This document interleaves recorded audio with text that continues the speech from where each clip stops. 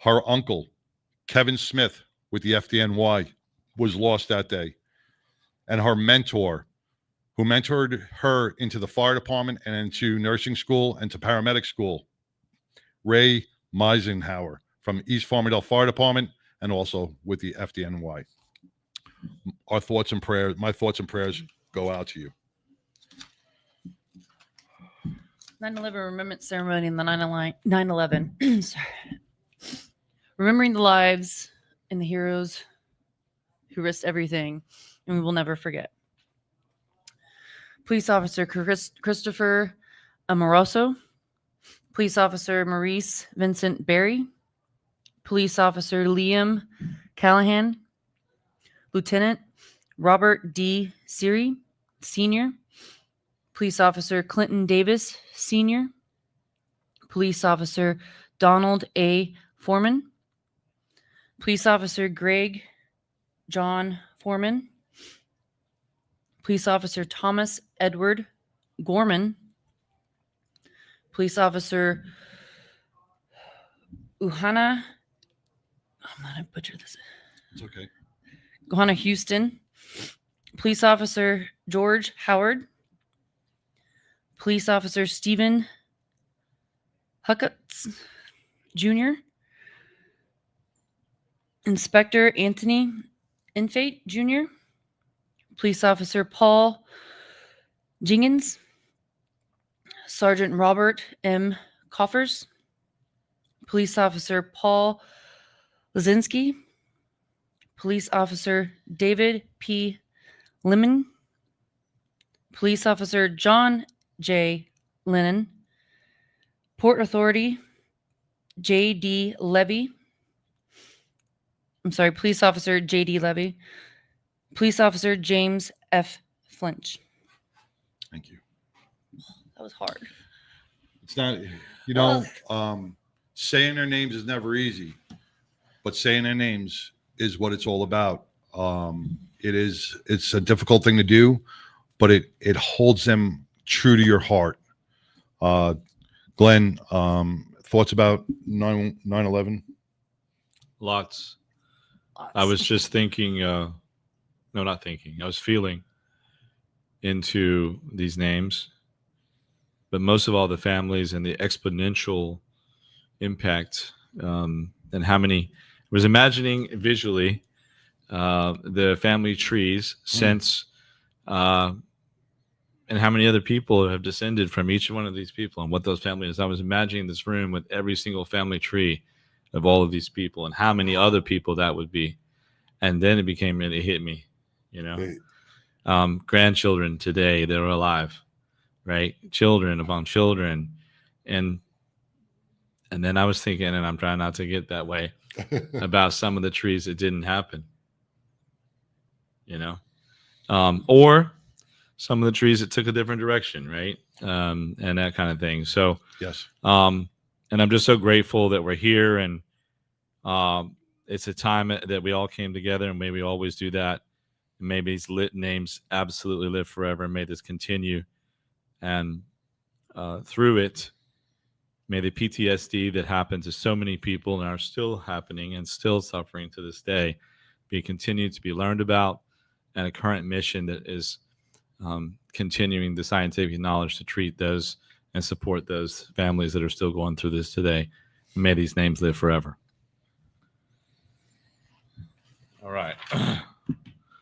So focusing now on a lot of the FD folks. Oh, man, I'm going to try to get through this. Here we go. Timothy Haskell, Squad 18. Captain Terrence Hatton. Michael Hall, Ladder 4. Lieutenant Michael Healy, Squad 41. As I'm sitting here, I can just see these young men and men of all ages and women of all ages, together working to save so many people and try to protect them. There was no hesitation, right? Not a single ounce of hesitation, because that's what our country was built upon.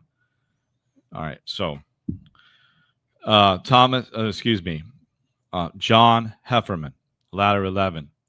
Ronnie Henderson, Engine 279. Joseph Henry, ladder 21. William Henry. William Henry. Excuse me. I'm having a hard time with this. Thomas Hetzel, Captain Brian Hickey, Timothy Higgins, Special Ops, Thomas Holohan, Engine 6, Captain Walter Hines, ladder 13.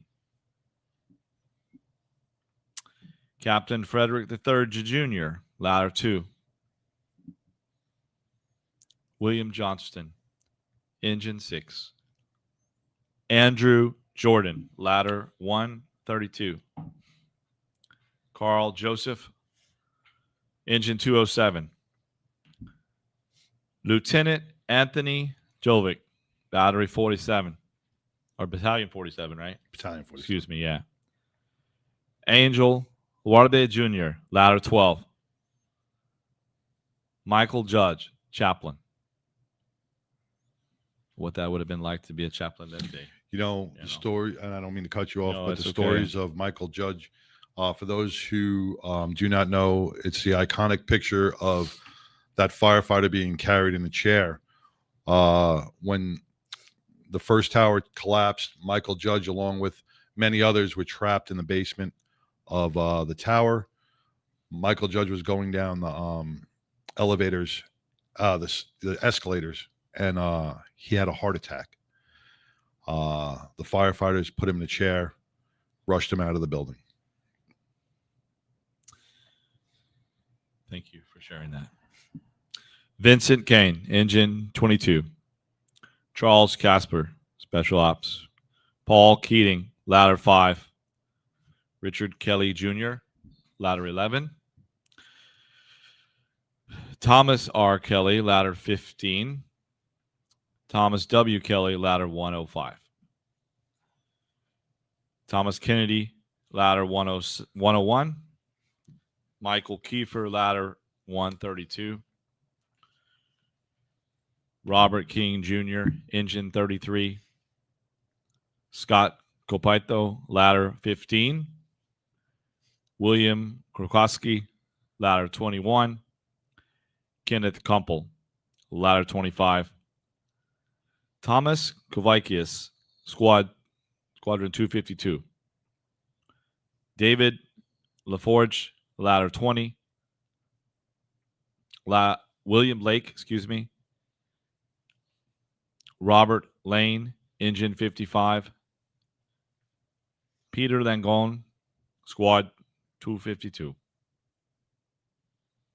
Scott Larson, ladder 15, Lieutenant Scott Larson. Joseph Levy, ladder 15. Neil Levy, Engine 217. Daniel Libretti. Carlos Lillo, Paramedic. Robert Lanani, ladder 20. Michael Lynch, Engine 40. Michael Lynch, ladder 4. Michael Lyons, Squadron 41, and Patrick Lyons, Squad 252. You know, we did this last year. I was here, but this year, we're coming up on 25 years, right? It's I don't know, it's hitting more to me today. So it's not about me. I'm just so honored to be here and thankful for these people, and that we all do what we can to continue to live in their memory and treasure every single moment that we have with each other. And I love that message that you did earlier. So thank you for that. It's funny you say that today is hitting you harder than most years. Today hit me harder than most years, and I don't know why. And then I started reading some stuff on social media, and some of the first responders are saying this year is hitting them differently than most years. And I don't know what it is with this year. It would be the 25th year that would probably impact many more. But for some reason, this year is hitting many more first responders and people. So, it's an honor for us to be able to serve you, our first responders who serve us each and every day, and being able to keep you guys in our thoughts and prayers throughout this broadcast. And like I said, throughout the rest of the broadcast, we'll have others saying their names and sharing some memories. So, Glenn, thank you so much. So thank you. For reading that. And, along with the 410 first responders, the 265 people who boarded those planes that day, and close to 3,000 civilians. There was an article in the paper that said they have already linked over 50,000 cases of 9/11 related cancer to those who were in and around Ground Zero. So that means there are people out there, either they have passed from a 9/11 cancer or they are today battling that one of those cancers. We cannot forget them. Tunnels to Towers is doing a phenomenal job with supporting them. Different law firms are fighting for the rights of these 9/11 survivors. So please, once again, keep those who are still here but still battling the impact from 9/11 24 years later in your thoughts and prayers. We're going to take a quick break, and then we're going to come back, and we're going to bring on Lori Montoya, and we're going to talk with Glenn a little bit more right after these messages. Stay tuned. Hey everybody, this is Glenn with Glenn Larson Law and Biker Wolfpack Law. And I got one simple concept today. Don't be a tough guy. Don't try to do it on your own. And also, don't talk to the bad guys. So what do I mean? Don't be a tough guy means go get medical attention right away and tell the doctors everything that's wrong with you. Make sure to do that, because if you don't, it's going to mess up your case. Number two, if you have a problem with your roof, do you hire a roofer? If you have an injury situation and you need help, hire legal professional representation. Our firm is one of those firms, and we stand ready to help. Number three, most importantly, heaven forbid, do not speak to the insurance companies without legal representation. That's it in a nutshell. Thanks for listening.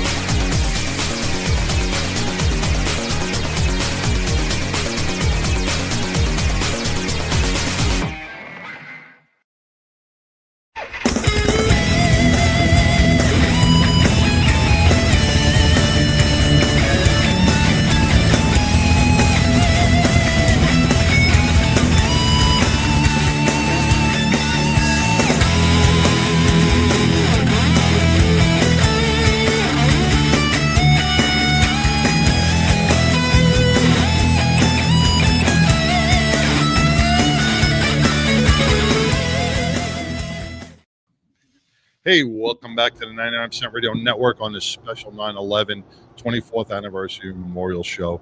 Once again, I want to thank you guys for reading so far, and we will be reading the names of the fallen throughout the broadcast, bringing some guests from around the country and into studio to also remember our fallen.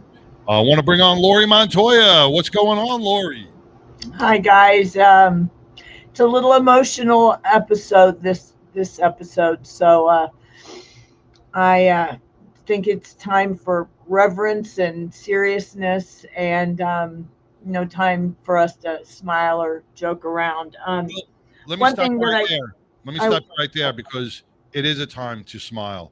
It is a time to laugh, and it is a time to have joy. And John LaRocchia, who was one of our guests that's coming on today, he was feeling that same way when he put Laughter Saves Lives Foundation together. He said, you know what? It's a time, we still have to live our lives. We still have to smile and embrace. But what we should never forget, that's right. What we should never forget is those who we lost. And we keep them in our memory. And that's what we do here They today. Want us to live our lives They want us, happy. exactly. We have to keep living for them. So I understand it is very emotional, Lori, and it hurts a lot.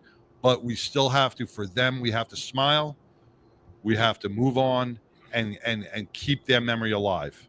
So don't be sad. Don't be sad. Well, I I am happy every day that I wake up in a country where I can speak freely and I can share and I can help.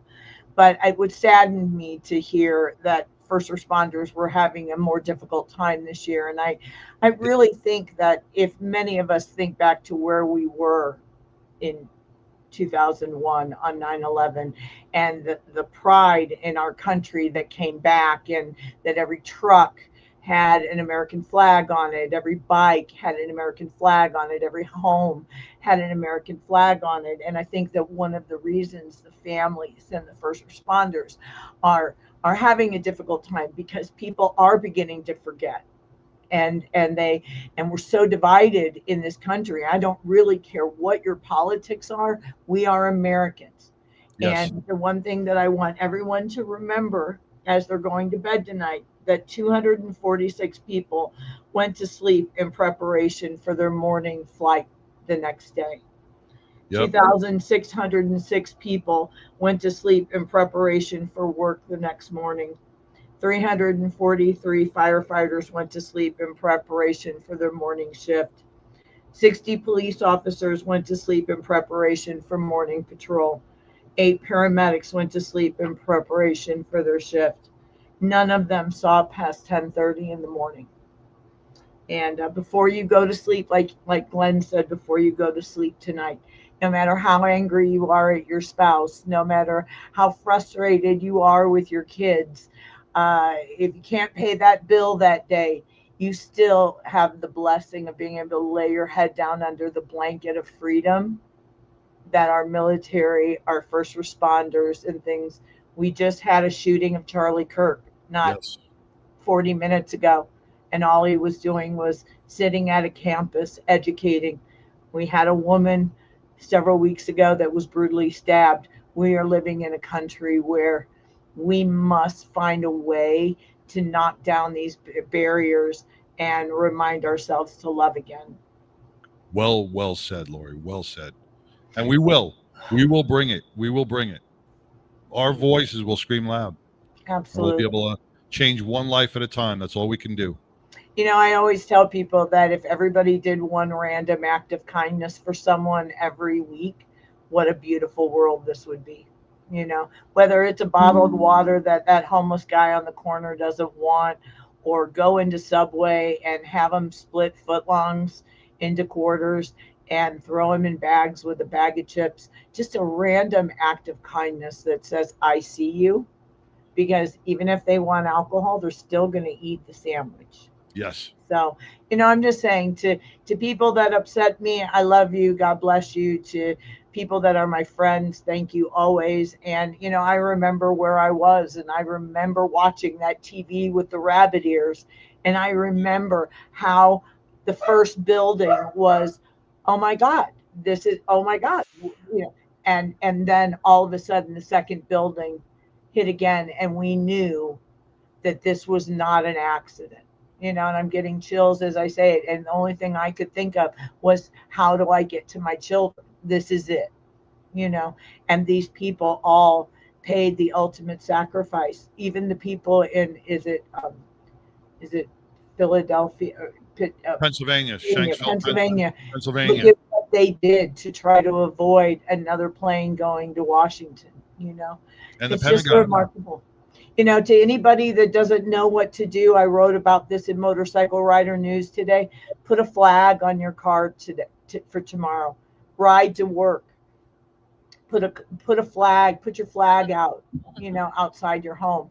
Bring back some American pride in that we are all Americans, and we have the right to disagree, and we have the right to say what we want to say. And we still, no matter how bad anyone thinks this country is, it is still the best country in the world. And we still have more freedoms than any other country could ever imagine. So show a little patriotism tomorrow. Ride to work. Wear Amen. something American flag. Put a little flag on a cupcake at your desk. just bring back some American pride in our country. So Yeah. I had to Well, really. Lori, where were you? You know, the brain is an amazing thing. It shields things and protects us from bad thoughts sometimes and bad memories, but it also reflects on monumental events that happen. And like me and Glenn were talking, and Glenn asked me where I was that day, and almost verbatim in detail, I could tell him from the moment the plane struck where I was. Where were you that day, and do you remember what you were doing? Oh, I know exactly. I was in Petersburg, Michigan, because I lived in Deerfield, Michigan, and I was in a barn where the office was with my little rabbit ears TV. And I got in, I guess, about 8:30, and Michigan's on East Coast time, so I turn on the Today Show, and I'm just clanking on a computer, and then it was like breaking news, And again, it's such a shocking thing to see that at first you're like, oh my God, how could this have happened, and so you're listening to it, and they're not showing the bodies coming out the windows and stuff, but it's bad, and I mean you can tell that it's bad. And again, when the second building hit, you knew right at that moment. And the only thing, I looked at my nephew, who was my boss, and said, I gotta go. And I hopped in my Jeep Cherokee, and by the time I got to, because my little farm town, my kids only had 30 kids in their graduating class. I mean, I was never at that moment more happy to live in Podunk nowhere on a farm, that we could grow our own food and had a well and had our own, 6,000 pounds of diesel fuel or whatever it was. I was never more happy at that moment, because I knew we could build a fortress and protect our family. And I mean, it's a terrible thing to say, but I was never more happy. But as a parent, and I know parents across the country left their jobs and went and grabbed their kids. This was a country that was Under siege. And parents across the nation were frightened. They didn't know what more was coming. And I remember when they locked down the airplanes, the next day, kind of like COVID, the next day you couldn't see the streaks in the sky of all the airplanes, especially out on a farm area where you're not surrounded by buildings, because you would see them coming into Detroit or Toledo or whatever, or even, going cross country, and you didn't see any of those jet cloud streak things. And it was just like the world had, we had shut down. And, again, and that was the first time all of us got 24-hour news. Yeah. That's when we got real news back. That red line at the bottom started, if you think about it, that's what started us getting 24-hour news and cable news and things like that. And that was the start of cable, CNN and MSNBC and all of those to report 24-hour news. I mean, this incident is what sparked the future of news networks. So it's really an amazing time that I pray that we all as grandparents or parents, you can go on the History Channel today or tomorrow, and they'll have 24 hours of 9/11 documentaries. I'm not saying you have to do that, but what do I do every year is I spend 9/11 watching documentaries so that I don't forget. I watch the planes, and I watch the one that went down in why can't I think of it, in the plane that went down in on the way to DC. Shanksville, Pennsylvania. Shanksville. And I watch those, and it's kind of my way of paying tribute back so that I don't forget. And so, it's on the History Channel. It's free. Take your kids and explain that to them, because, we live in a time where we haven't really been attacked on our shores. So a lot of our children or, younger grandchildren really don't have an idea that all happens over there. and they really don't get a chance to see what it's like to happen here. So, You know, you spark something in my mind when you say, and I just want to give a shout out to somebody that's on our feed right now, Ray Holdsworth, who is on our feed right now. He was a transit police officer with the NYPD, and then later rolled on to the NYPD. He was good friends also with Kerry's shout outs to Kevin Smith and Ray Meisenheimer. He worked with them as well in East Farmingdale. Thank you for tuning in, Ray. I do appreciate that. But what you said about on 9/11, they're playing all the 9/11 stuff. Every time we look up and we see the American flag, no matter where we are, when we're driving down the road, this is what should be in your mind. Our World War I vets, our World War II vets, our Korean vets, our Vietnam vets, our Afghanistan, Iraq, all our war veterans, our 9/11 casualties. Every time you look at those colors, you should remember. It shouldn't be just once a year. It shouldn't be during D-Day that we're watching and remembering our heroes. It should be every time you drive down the road and you see an American flag, say a prayer for those men and women who have served this country. You I don't need lost my TV. father for 50 years because of Vietnam. Yeah, He we sits don't need a in TV. Lake We of don't need. the Ozarks, Missouri, and I hate to call out my dad, but he sits in Lake of the Ozarks, Missouri. He still has PTSD. He will not leave the house.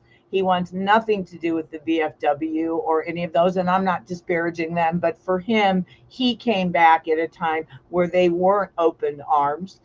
Many Vietnam veterans and stuff have overcome that resentment, and they want to be there for Iraq and Afghanistan. He's not one of them, and he literally will die in his home because he doesn't have the social skills or the patience to sit in any type of crowd.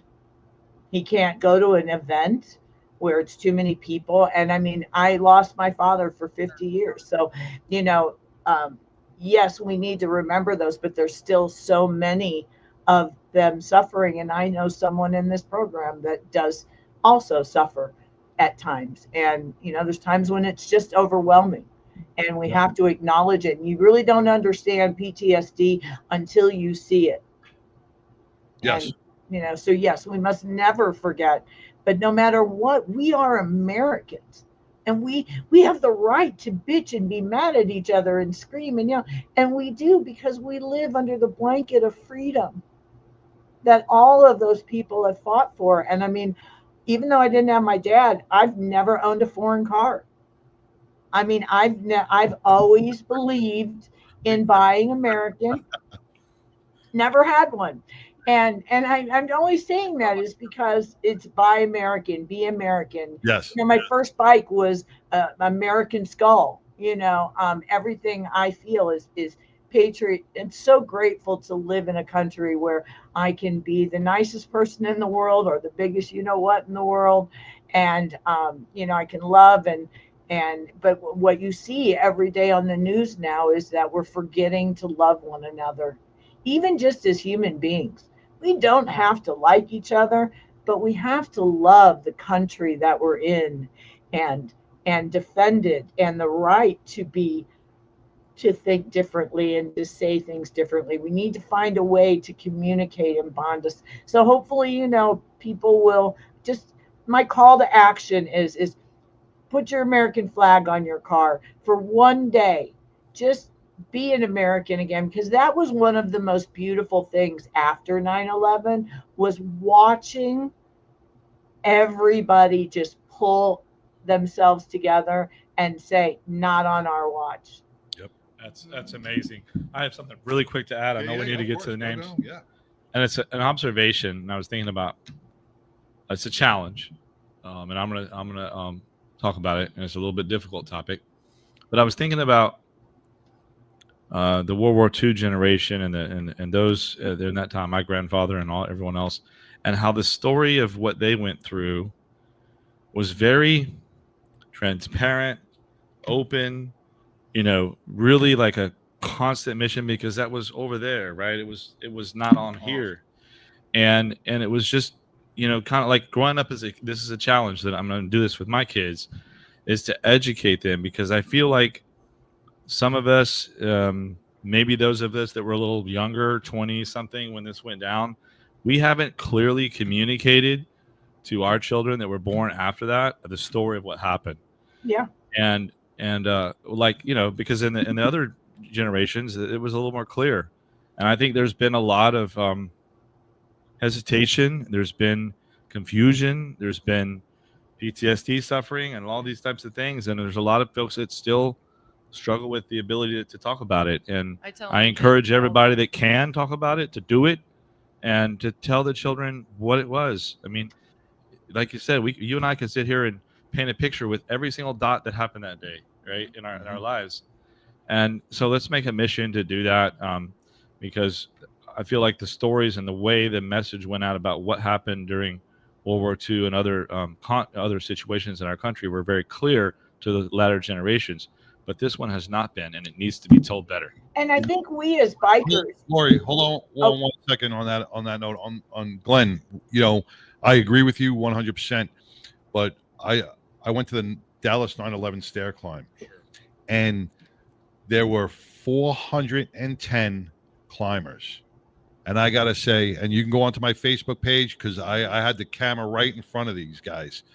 Some of these firefighters, some of these police officers back in 2001 were Well, that's puppies. great They to were, hear. I mean, and to see them come out, I'm getting chills just to see them come out, these young kids. 26 years old, 25 years old. Yeah. It was so inspirational. So I want to thank every firefighter, every police officer who was still in diapers at 9/11 that came out here in Texas, who did the Dallas 9/11 stair climb and are going to be at the Fort Worth stair climb. I think God bless you guys, because you really set the standards for this generation. amazing. I think a lot of people joined That's it, yeah. the first responders, police officers, Yeah. military. you know, I joined the have a friend 11.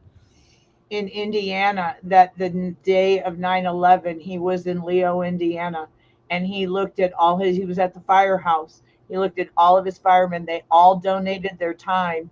And within about an hour and a half, he was packed up and headed to New York on behalf of that firehouse. And that's the other thing, think of how many firemen all pulled up their bootstraps, got in a car, and drove to New York to help everybody. Getting back to what Glenn, Or a motorcycle. or a motorcycle. And I will also say to what Glenn was saying, you know, next time you see an older veteran, instead of saying thank you for your service, say, tell me your story.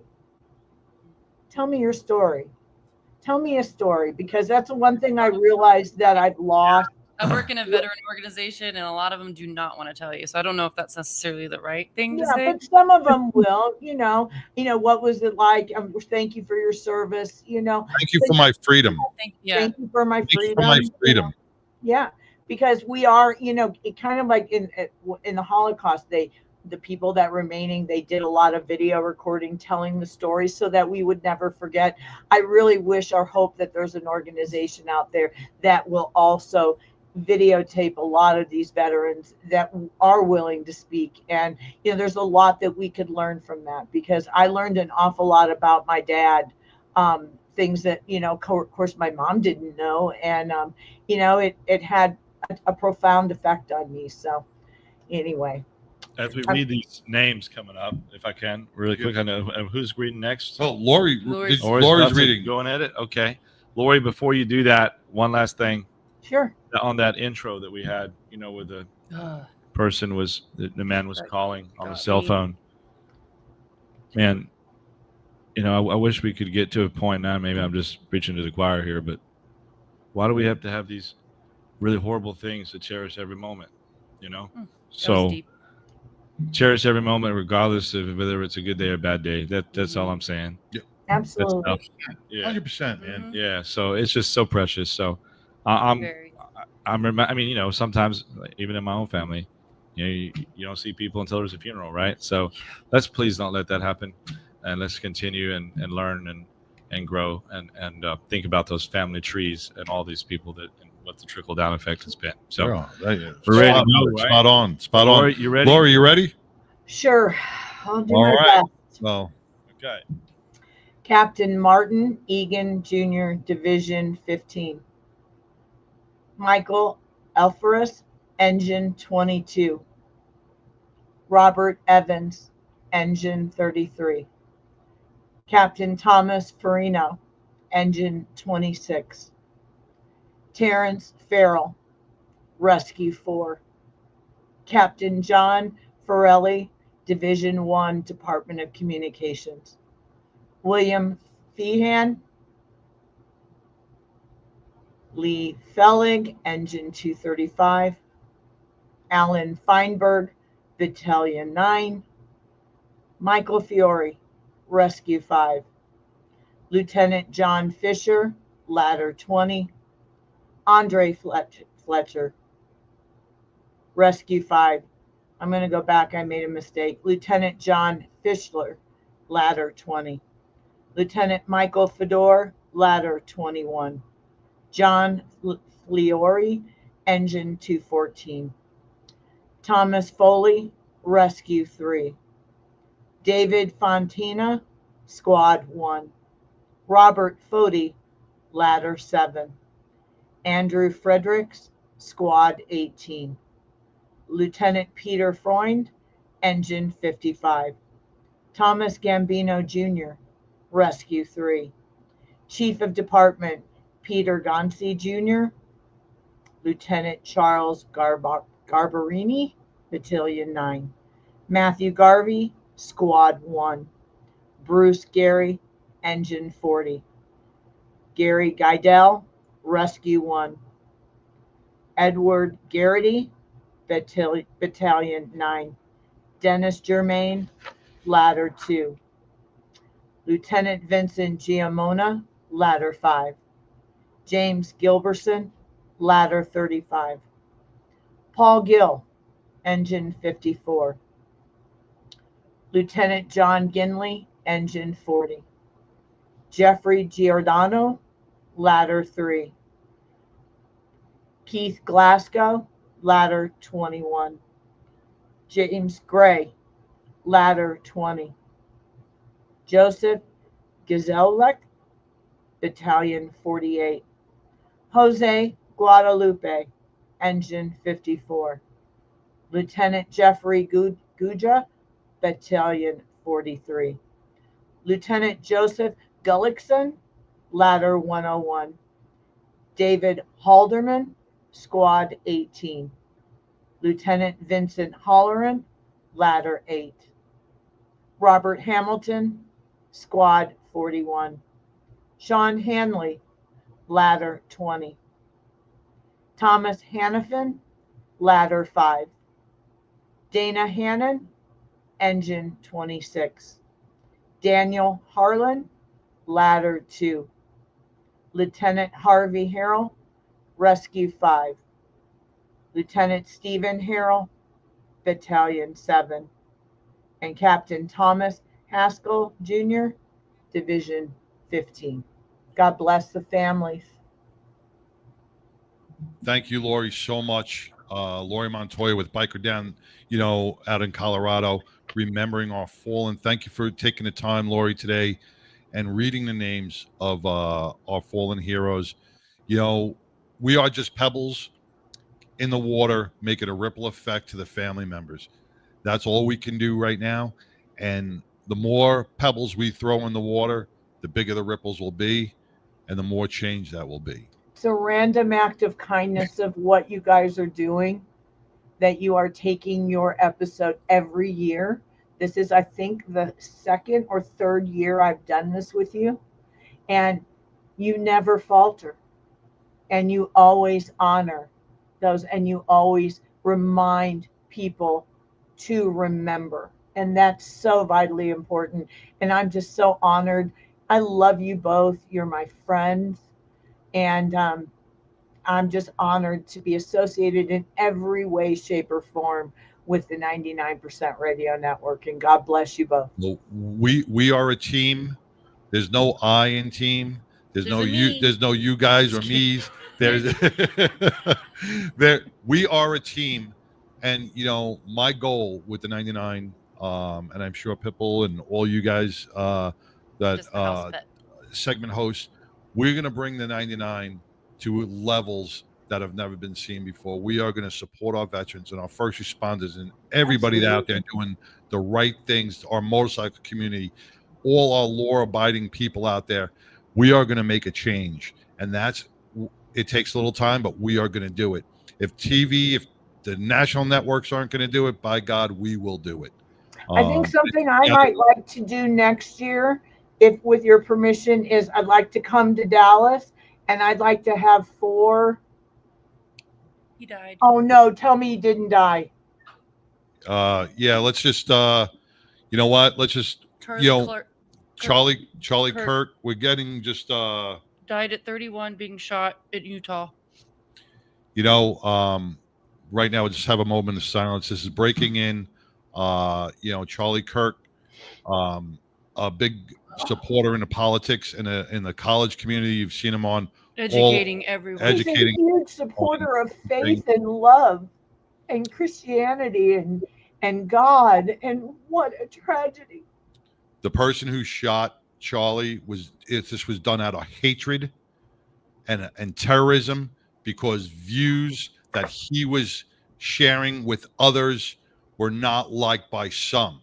That is no reason to pick up a gun and shoot somebody. But the truth of the matter is, he was just getting people to have a dialogue, to debate, and to learn again that we can disagree with one another, but we should be able to debate it, and we should be able to talk and express our opinions. But he was all about love and faith, and just a tragedy.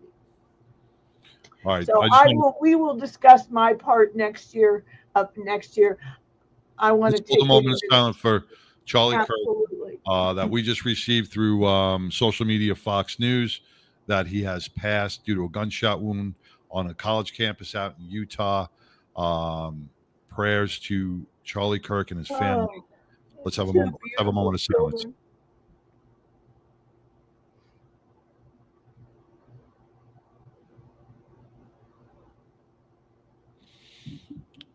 Thank you. You okay, Lori? Yeah. The hatred in this country has to stop. No one should lose their life. Accountability has to be taken. Once again, we had the poor girl refugee from the Ukraine randomly killed a few weeks ago on a train coming home from work. Now we have this with Charlie Kirk being shot at an event on a college campus, no less, in Utah. When will this end? When will this end? When will some of our leaders, our political leaders, who are abetting many of these criminals, when will it stop? We're going to take a quick break and we're going to come back. God bless you. After these messages. Lori Montoya, Biker Down. Thank you, Lori. God bless you. God bless you guys. The 9/11 families will remember you for remembering them. Thank you very much. God bless you. Talk soon. We'll be back after this. I was in an accident 12 months ago to the day. I was driving on southbound Santa Fe, and somebody did a suicide left in front of me, and I T-boned him at 45 miles an hour. From that point forward, I don't remember anything for the next 18 days because I was in a coma. She broke 9 bones, lacerated my spleen, put me in the hospital for 21 days. I remember none of it. Biker Down was founded in 2011 after riding several rides over the summer and seeing, tragically, my friends get injured. And I felt that there was a need missing in Denver and in Colorado for an organization that helped the biker community. As you may know, the bikers are one of the most charitable entities out there, and what we do is provide them a variety of services such as medical equipment, financial assistance if necessary, and a plethora of resources to help them stay afloat during the hardest time of their life, which is their recovery. My biggest hope is that I'll never get another phone call that a biker's gone down, but that's not realistic. So I think my true realistic dream is that we can that we can help as many as we can help, because it is life-changing for them. Certainly donating and volunteering your time. And even if you can't do that, attend our events. Attend our event and get a $20 t-shirt for your $20. Those kind of things make a big difference in a small nonprofit like ours.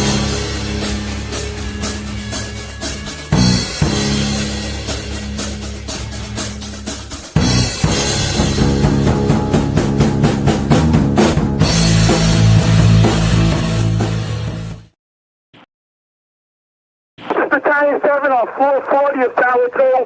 We got one elevator working up to the 40th floor, staffed by a member of Line 15. We're on the 43rd floor, near Stairway B. What floor should we try to get up to, Oreo? I'm up to 5-5. He went 12 floors in 10 minutes, wearing all the bunker gear, which at 50 or 60 pounds. We're going to have to host it. I'm on 69 now, so we need a higher bank, please. Stairway walls have been compromised on 73 and 74. The walls are breached, so be careful. Okay.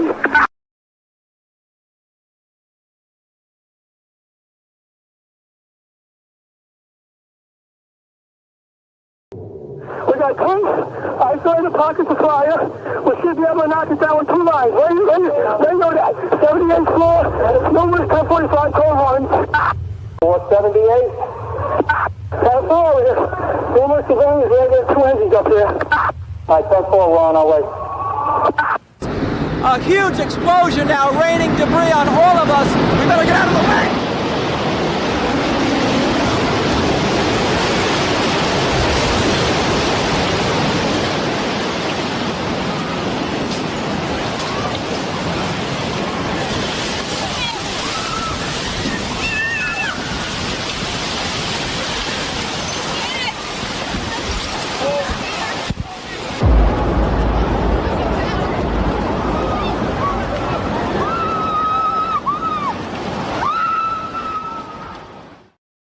Hey, welcome back to the 99% Radio Network here in the Fishbowl on this special 9/11 Memorial Remembrance Day.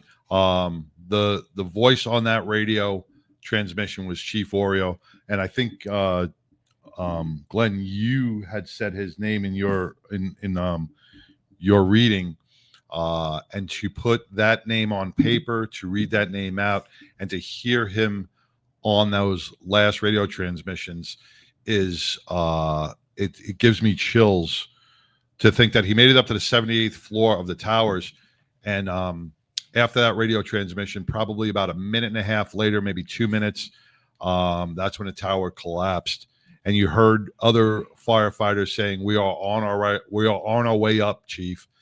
And those firefighters perished as well.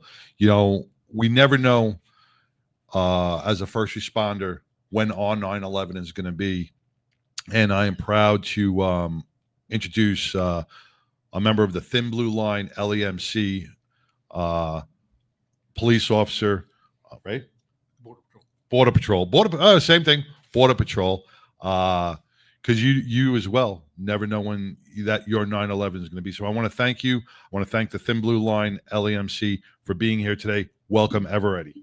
Well, thank you very much. Thanks for inviting us, and it's a pleasure to be here. And it's great. I didn't even realize that this tribute for 9/11 was going on today, but I'm sure glad that we're here today to help y'all celebrate that and remember it.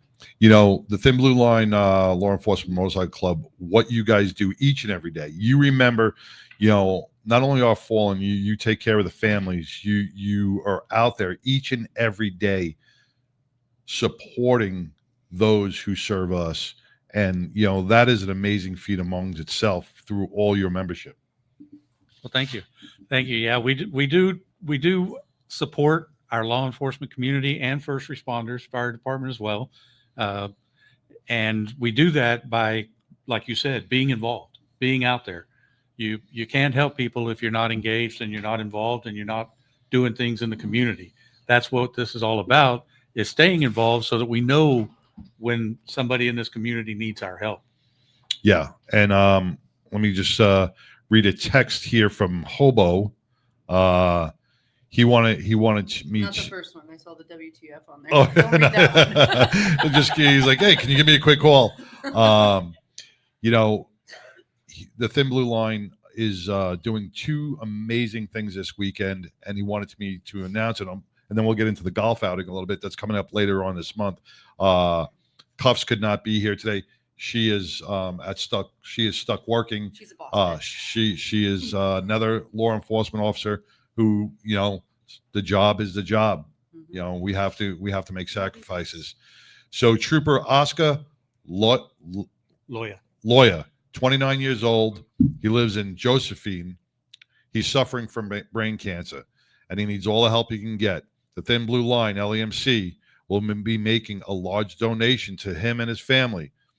The Dallas chapter, along with the Fort Worth chapter of the Thin Blue Line LEMC. Can you elaborate a little bit more on this? His text message was a little vague, but About the donation. Yeah, That's kind that- of a recent development. So we're actually having a meeting this Saturday. Okay. That's one of the events I was going to talk about as well. okay. And that's where we're going to decide exactly what we're going to do and how we're going to do it. But yes, this is one of those times where we found out an officer was having this trouble. It's time for us to step in and help out him and his family. 29 years old, suffering from brain cancer. We just lost a Grapevine motor officer who was slated to retire to cancer as well over the past 2 weeks. So this is things that the Thin Blue Line does for those families. Right. And it's not always just about, you know, we're just there for them. Sometimes it's about monetary donations, if that's what it takes. Sometimes it's about just being with the families, if that's what it takes. Sometimes it's about providing them escorts to and from where they needed to go. And the other thing that it's about is remembering them, to always keep them in memory. And we have one of the events we have coming up this weekend is we are actually swearing in a brand new chapter of Thin Blue Line. It's going to be the Eastland County Thin Blue Line Law Enforcement Motorcycle I'm Club. from New York. Where is Eastland County? I can tell you where it is. There you go. Glenn can tell us where it is. It's closer to Louisiana than here. Oh, Put it okay. that way. Okay. Well, I figured it was East. east. Did you say east? East. Oh no, that's the other way. That's the other direction. Yeah, going that's towards Lubbock. Yeah, it's going Yeah, over I'm all towards mixed Lubbock. up. Oh, okay. out that okay. way. That's a Yeah. college town. Yeah. Going toward past about an hour past Weatherford, something like that. Yeah, it's about that. It's about Yeah. 45 minutes out there, but it's Yeah. out there a ways. on and- I-20. right, west. out I-20. Oh, very good. And Very it's good. actually going to be our first female president of a chapter for the Thin Blue Line Law Enforcement Motorcycle That's Club. amazing. Wow. Okay. So I it's like it. it's going to be a big deal. It's all new people. They're going to be getting sworn in at the same time, and a brand new chapter getting created. That's Love it. amazing. That is Awesome. Love amazing. that. So You we're know- growing. Yeah. Hey, you know, the membership that you have, when you just think about it, you work 40 hours a week, sometimes more. Look at Cuffs. She's working multiple hours. And I know she works a second job to make ends meet, but you still find time in your busy schedules between work, family to go out and give back to strangers. Yep. That's what it's all about. I mean, I will have to throw out one admission here. I personally am the one lone fully retired guy that we have in the chapter. So that's how I got the name Ever Ready, because Supposed to anytime be Lone something needs to be Ranger. done, I'm like, guys, I got all the time in the world. Y'all need some running, I'll do it. You need me to go somewhere, pick something up, do something, I'm there. You know, it's that sense of community that you guys do, and to tie it back in to the firehouses. With the loss, that sense of sitting at the table the day before. Yep. And that community is the community that you bring to everybody that you support. So that common theme is continuing to resonate. So thank you for everything you do. Yeah. And the Biker Wolfpack and Glenn Lawson Law. And, here's another thing, Glenn, you don't find law firms like you and Robert with Biker Wolfpack.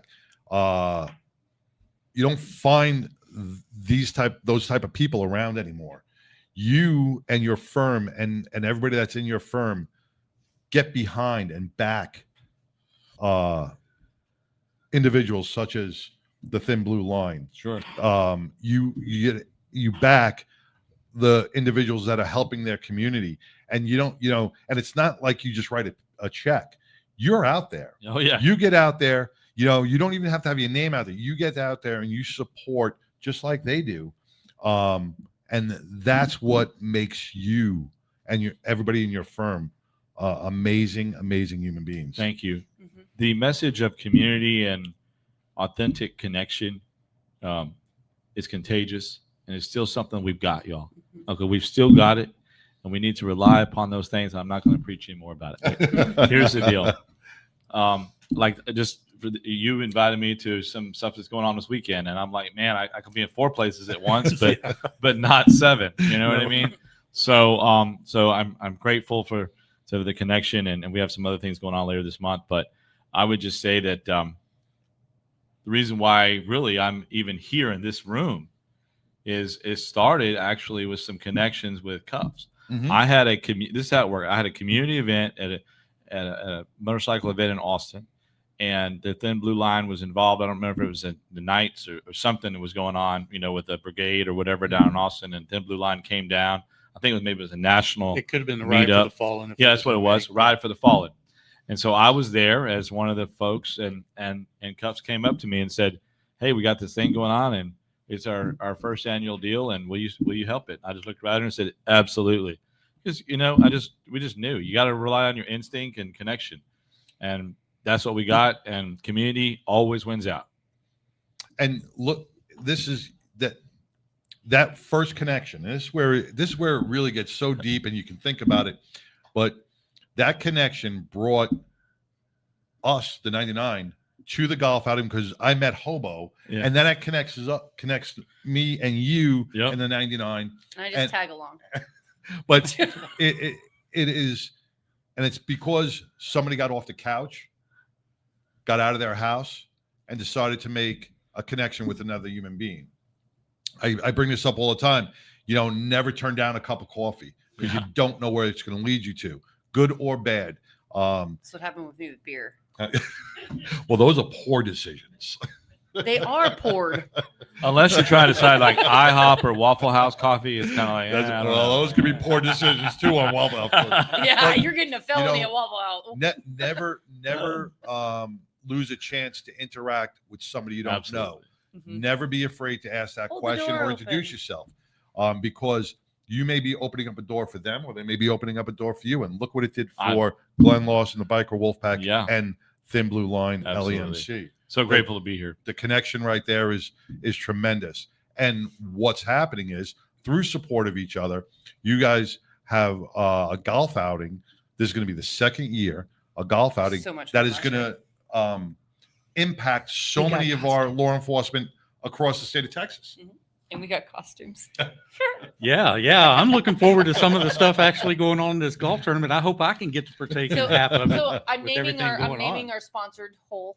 It's going to be the Par T hole. The Par T hole. All right. Okay. All right. That is perfect. That's perfect. I'm here for the slogans. Yeah, we have tip your waitresses.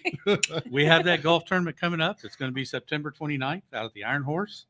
And Texas Harley Davidson has put up a new motorcycle. Did they? Up to $25,000 towards a new Harley Davidson for a hole in motorcycle. one? It'll be the hole in one challenge this year. Hole for Harley. We're also going to have a lot of smaller prizes to give away on the other hole in ones. So even if you don't win the Harley on a hole in one, any hole in one, you're going to walk away with a prize off this golf course. Do you have the silent auctions at the end? Because I ain't playing golf. Do you have any silent auctions? Because I'm not playing golf. She just wants to go shopping. We have auctions. We're going to have raffles. Pull a Happy Gilmore. Breakfast tacos are going to be included. A barbecue lunch is going to be included for afterwards. Glenn is our title sponsor. He's taking care of a couple of the holes. He also sponsored a long drive. So whoever wins on that whoever has the longest drive that day is going to win a nice digital rangefinder. Can you go by car? Drive. Yeah. Oh. Yeah. At least you're pretty. It's going to be a great time, and to just kind of throw it out there, we need some more players, right? Oh yeah. Yeah. So we need players now. And we're going to get them. It always happens with golfers. You know, they show up the last minute. So please sign up. Now that the weather forecast is out. Yeah, get the foursomes head. There's some spots left. And last year we had a great outing. We hope to increase it by 25% at least this year. I think Hopefully last so. year it was over beautiful. Yes. what last year. over almost $12,000-$15,000 something like that. I know it was over 10. Yeah, it was over 10. Yeah. So I probably will be doing a little challenge that day financially. So hopefully we can contribute a little bit more and push people a little bit more to get them over that next edge and really raise that money, because that's what it's all about for the Thin Blue Line Foundation and these guys. And bring your wallets and have fun and, smile a little bit and be out there in a nice weather, hopefully rain permitting. Thanks for everything you're doing to organize it. Well, thank you. We couldn't be doing this without the support of you guys. 99%. Yep. Making sure everybody knows about it. Yep. Getting us out there. Getting We the got word two out. teams. The 99's got two teams out there this They year. do. They We do. got our regular team and we have our celebrity team. Celebrity. The celebrity team is going to be run by Not us. Chaz Taylor. Chaz Taylor, who is oh no. So you never know what type of antics are going to be out there. He will be bringing in his signature brass knuckle putter as well. Oh, I like it. Yes, Chaz Taylor, who is he's a pro wrestler. He is you'll see him at all the Comic-Con events. You'll see him September 20th as a Yeah, he's celebrity a big judge. supporter with the Celebrity Softball Classic in Writers Field for all of our veterans and first responders, and he will be out on the course. He is going to bring some 3 of his celebrity friends. He's not disclosing who will be there, but I'm sure it will be a lot of fun. The 99% Radio Network will be dressed in Caddyshack attire that day, and we will be sponsoring the 9th hole, the party hole. Party hole. So Sounds so wrong. there you go. I'm still a little weird about that. That's absolutely amazing. Thank you. we will have the crew of Caddyshack. We will have the Gopher, and we will have maybe even some music on the hole. Baby Ruth. We're gonna have a lot of fun. We won't mess up your 9th hole, but we will have some good photo ops, good antics, and a lot of fun, a lot of laughs. And like you said, it's going to be an enjoyable day. It's a beautiful course. I love the little train cars along the way, like on certain the bathrooms. Actually, the bathrooms aren't they? There's You love the bathroom. yeah, They're there's the train multiple ways cars. to They're enter, cool. right? Facebook, all kinds of ways. Yeah. And if you just got 2 players, sign up. We'll get you coordinated with another 2. It's just about coming out and then if you've got a business that you want to be involved in it, there's other opportunities there still. Of course, we want to make sure that Still holes available. everybody donates to a local cause because that way it gets right to the people who need it the most. That's right. Now, Eveready, the money from last year, and I don't want to get too much into detail, but the money raised from last year helped out so many first responders. Can you tell us about how the money goes towards these first responders? It's whenever a first responder is killed in the line of duty or severe injury that puts them out for a while, we immediately get with the family and find out what they need. Sometimes it's a financial assistance, so we make a donation to them financially. Other times it's not about finances. They say, you know what, we're okay with the money for now. So we just do whatever it is the family needs done at the time, or the agency. A lot of times we'll reach out to the agency as well and see if there's something that the agency needs help with. In addition, we also, because law enforcement, part of what law enforcement is about is community. So we also are looking at some Title I schools throughout the Dallas area that maybe don't get the funding that they need, and we help them out. I know Hobo is very involved in his bicycles. Yes. And he takes care of that. And this year I had the privilege of being able to be there with him when just the smile on those kids' faces. Talk about networking. Spokes for Hope was gracious enough to donate, I think 10 bicycles. Mm-hmm. They donated 10 bicycles to, I guess it's a Title I school where Hobo is an SRO over in Garland. And he gave the children a challenge. He said, for those who have the most improved grades throughout this school semester, will receive a brand new bicycle. And so many children participated in this that the scores throughout the whole school went up. Yes. From last year, and not by just a little bit, like significantly raised throughout the school. Everybody going for those bicycles.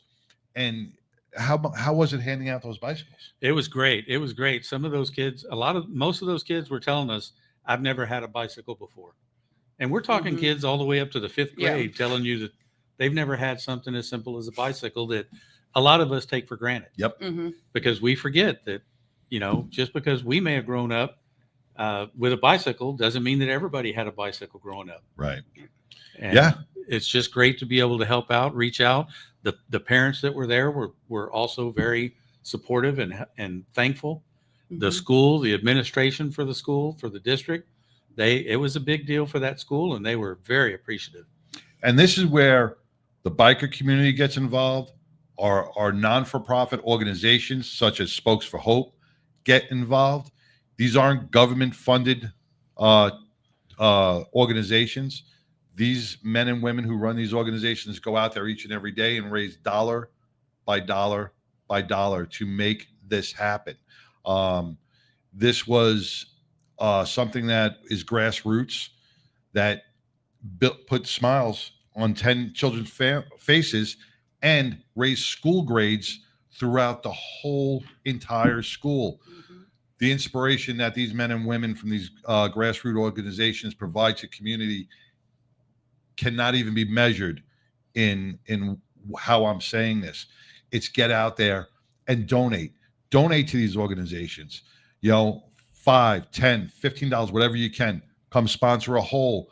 Come be a part of something bigger than yourself into your community. You don't know what your dollars or your $5 does on the back end. It puts kids with smiles on their faces. It helps them get through school. It improves them. It gives them, it uplifts them. I can go on, and I'm probably rambling by now, but that's what the Thin Blue Line does, huh? That's why you have a show. But that's what that's what it's all about. I can't, the biker community, billions of dollars raised by these men and women in the biker community throughout the globe that goes to so many different charities. The government's not supplying them with money. These are hardworking blue collar community members that are out there each and every day giving back. And you know what? Terrestrial radio, terrestrial TV. You're not going to see that on ABC, NBC, CBS, or CNN. You may see it on Fox. You may. But you're not going to see it on any other of these broadcasting channels. You know why? Because they don't want you to know about them. Because if it bleeds, it leads. That's all they want to know. They don't want to give you the happy thoughts. But here on the 99, we're going to give you the happy thoughts.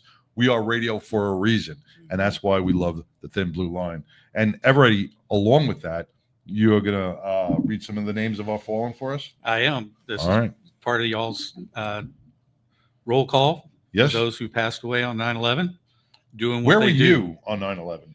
I actually I had already gotten ready, and I was on my way to work in El Centro, California. I was going to be working a 62 shift with the U.S. Border Patrol.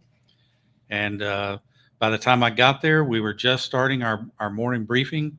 When it hit the news, we turned on the TVs in the muster room, and it was wild times the rest of the day because everything was up in chaos. Of course, we still had to go out and patrol the borders, but at the same time, those of us that were supervisors and managers we're having to go into meetings and briefings. And by the end of the day, we had actually deployed nationwide. The Border Patrol had already deployed hundreds of Border Patrol agents to all the major airports. Yes. To do security and to lock down those airports, basically, so Wow. that in case there were more bad actors that were going to try and do stuff. Yeah, because we didn't know anything what was going to happen that day. We had 3-4 planes. We didn't know how many more. We didn't know if any more terrorist attacks. You are part of that Homeland Security, but back then it wasn't Homeland. It was Border Patrol, and who knows if they attacked the East Coast? Who knows about the West Coast? Exactly. So you guys are on high alert. Puts a tremendous amount of strain on your resources, and I'm sure the hypervigilant state will stay with you forever on that. But our men and women who passed away that day are honored that you are here today to read for our families. Okay, kicking it off with And we're not going to take a phone call. Go ahead. Jeffrey New York. Palazzo, Rescue 5. No. Battalion Commander Oreo Palmer, Battalion 7. Frank Palumbo, Ladder 105. Paul Pizzini, Engine 10. Battalion Commander John Paulino, Battalion 11. James Papa George, Engine 23. Robert Parro, Engine 8. Darrell Pearsall, Rescue 4. Lieutenant Glenn Perry, Battalion 12. Lieutenant Philip Petty, Battalion 7. Lieutenant Kevin Pfeiffer, Engine 33. Lieutenant Kenneth Felon, Battalion 32. Christopher Pickford, Engine 201.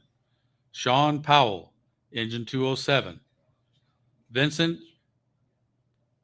Princiota, Ladder 7. Kevin Pryor, Squad 252. Battalion Commander Richard Prudy, Battalion 2. Lincoln Guapi, Rescue 2. Lieutenant Michael Quilty, Ladder 11. Ricardo Quinn, Paramedic. Leonard Regaglia, Engine 54. Michael Ragusa, Engine 279. Edward Rowell, Rescue 2. Donald Reagan, Rescue 3. Lieutenant Robert Reagan, Ladder 118. Christian Regenhard, Ladder 131. Kevin Riley, Engine 207. Lieutenant Vernon Richard, Ladder 7. James Riches, Engine 4. Joseph Ravelli, Ladder 25. Michael Roberts, Engine 214. Michael E. Roberts, Ladder 35. Anthony Rodriguez, Engine 279. Matthew Rogan, Ladder 11. Nicholas Rosamondo, Rescue 5. Paul Ruback, Ladder 25. Stephen Russell, Engine 55. Lieutenant Michael Russo, Special Operations Command. Battalion Commander Matthew Ryan, Battalion 1. Well, I got back just in time. It's weird. Can you to read hear- those again? I missed the last. No, I'm just kidding. It's weird to like hear because like you were saying earlier, Glenn. Like when you hear each name, it's like when I drive down the highway, I'm weird. I think about like each person in the car and like every life that they might be doing. And so when you hear that name, you think of every household, every family, everything that was attached to that. refrigerator, every Yeah, all the kitchen table. bills, all the things, all the kids in school that were attached to that name, and yeah, just It goes on and on. mm-hmm. You know, and it's funny you say that too, because when you look at somebody like we look out our studio Mhm. window, we see all those cars. Everybody's got their own issues inside that little box that they're Right. hiding. They're those are people. Those are human beings that Mhm. either we'll never connect with, we'll never know. Mhm. And it's a weird thing that there are so many people right around you in your daily life that you will never connect with unless you say hello and Mhm. you know be part of their life. Be present. Yeah. And Everett, I want to thank you so much for taking the time coming here today, reading the names of the fallen. It means a lot to the families because when we say their name, they're not forgotten. We're not forgotten. So once again, September 29th, the golf outing at Iron Horse Golf Course right here in North Richland Hills. How could they sign up? There's a website you can go to, charitygolftoday.com/thinblue. And there's also a QR code, which On the you flyer. post the flyer, our Yep. flyers on Facebook, It's on our the flyers page. on the Can you 99% bring up that page, flyer? Can you bring up the Thin Blue Line our flyer? flyers on Glenn Larson's page. It's probably at Uh, Iron Horse. I'm glad I had the opportunity to say this one more time. We just want to thank all of our sponsors, but especially 99% and Glenn Larson. We could not be doing what we do without continued support from people like this. Hobo just said that he took that school from a D rating to an A. There you go. Now I don't. With the Now, motivation from okay, that. so parents. I mean, what does that mean? What Oh, is- I mean, it's like, like their what- testing That's scores. their like, that's their report. The school's a report district. card from the state. yeah. oh, yeah. okay. Wow. hmm So they you went go- from a D rating to An an A is a big deal which- in DFW. Yes. So For a Title I school to get an A rating is just phenomenal. hmm and all it took was 10, Took a bicycle. 10 bicycles from an organization, Spokes for Hope. God bless. You know, man, and you know what? And they are willing to donate more next year or this year to those schools. And Hobo donated some out of his own pocket as well. Hobo don't play. Oh, No. he's all about the kids. He wanted to make sure The that homie every don't play grade that? level had a bicycle. God bless. Oh man. Well, once again, thank you so much. Thank the Thin Blue Line. Thank you, Glenn Lawson and the Biker Wolfpack. You know, keep doing what you guys do on a daily basis because you are making better communities with everything you do. Thank So you. I appreciate that. Thank you. Speaking about people who doing good things for the community, Tattoo Mark organization, the foundation. Go check out. Is it in your head? It's all about the kids. All about the kids. It's all about the kids.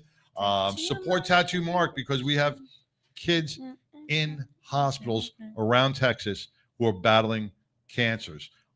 Tattoo Mark and his team go out on Christmas and they deliver teddy bears to 18 hospitals, Billy? 18 different hospitals throughout the holidays. And we got to put a bear in each child's hand. We don't want to fall short. We need 23,000 bears before Christmas. I don't know where we are at right now. We're at a couple of thousand. Last year we fell short. We only had 11,000, but we need 23,000 bears by Christmas. So go to the tattoomarkfoundation.com, donate a bear or donate $5 so we can purchase a bear. And all bears have to be brand new because they need to go into the hospitals into a sterile setting. We're going to come back. Bears, bears. not like Squishmallows, Bears. Yeah, whatever not- the hell they're called. Yeah, just a bear. Teddy bear. And it's the hope that the bears bring like the bicycles brought to that school. Yes. It's the Period. teddy bears. Without a doubt. We're going to come back and we're going to do more of this, our 9/11 memorial show after these messages. Play a little Tattoo Mark commercial, and we'll be back after these messages. In the halls where kids fear to tread, Tattoo Mark Foundation spreads its bed with teddy bears and hugs so warm. Battling illnesses, they're not alone for long. It's all about the kids. It's all about the kids.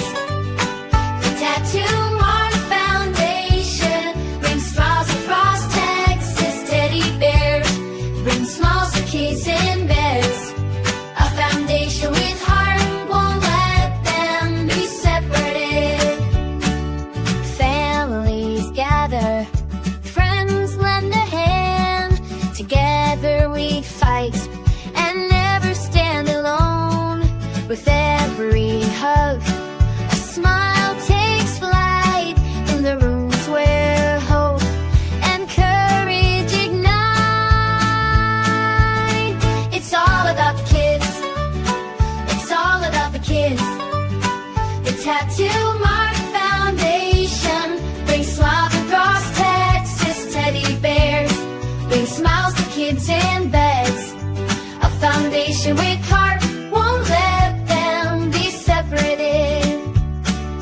From the smallest to the tallest child, each one feels the warmth, each one feels the thrill. With every bear and every smile, we heal the pain, we mend the style.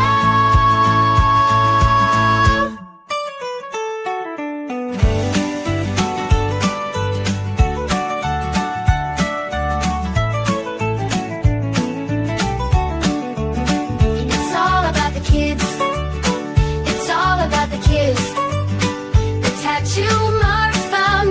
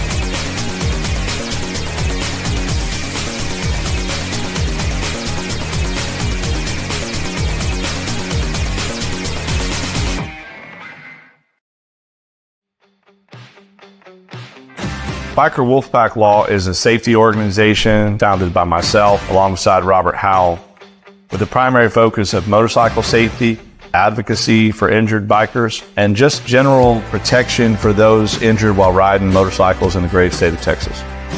Biker Wolfpack Law is a division of Glenn Larson Law Injury Attorneys, which is my firm. What's different about Biker Wolfpack Law is it's a community-based, event-based connection component to make sure that motorcyclists have all of the safety information they need, all of the legal information they need, and frankly, if needed, that full-blown legal advocacy in times of injury through no fault of their own. One of our big events is we do ASM classes, which are accident scene management classes, which are put on with the Road Guardians, group of riders that are usually EMTs, doctors, nurses that also ride. And so they know what can happen when you're out there by yourself. And so it's a very intense class, like how to do tourniquets, how to get a helmet off of a person without hurting their neck more, how to get somebody out of the middle of the road.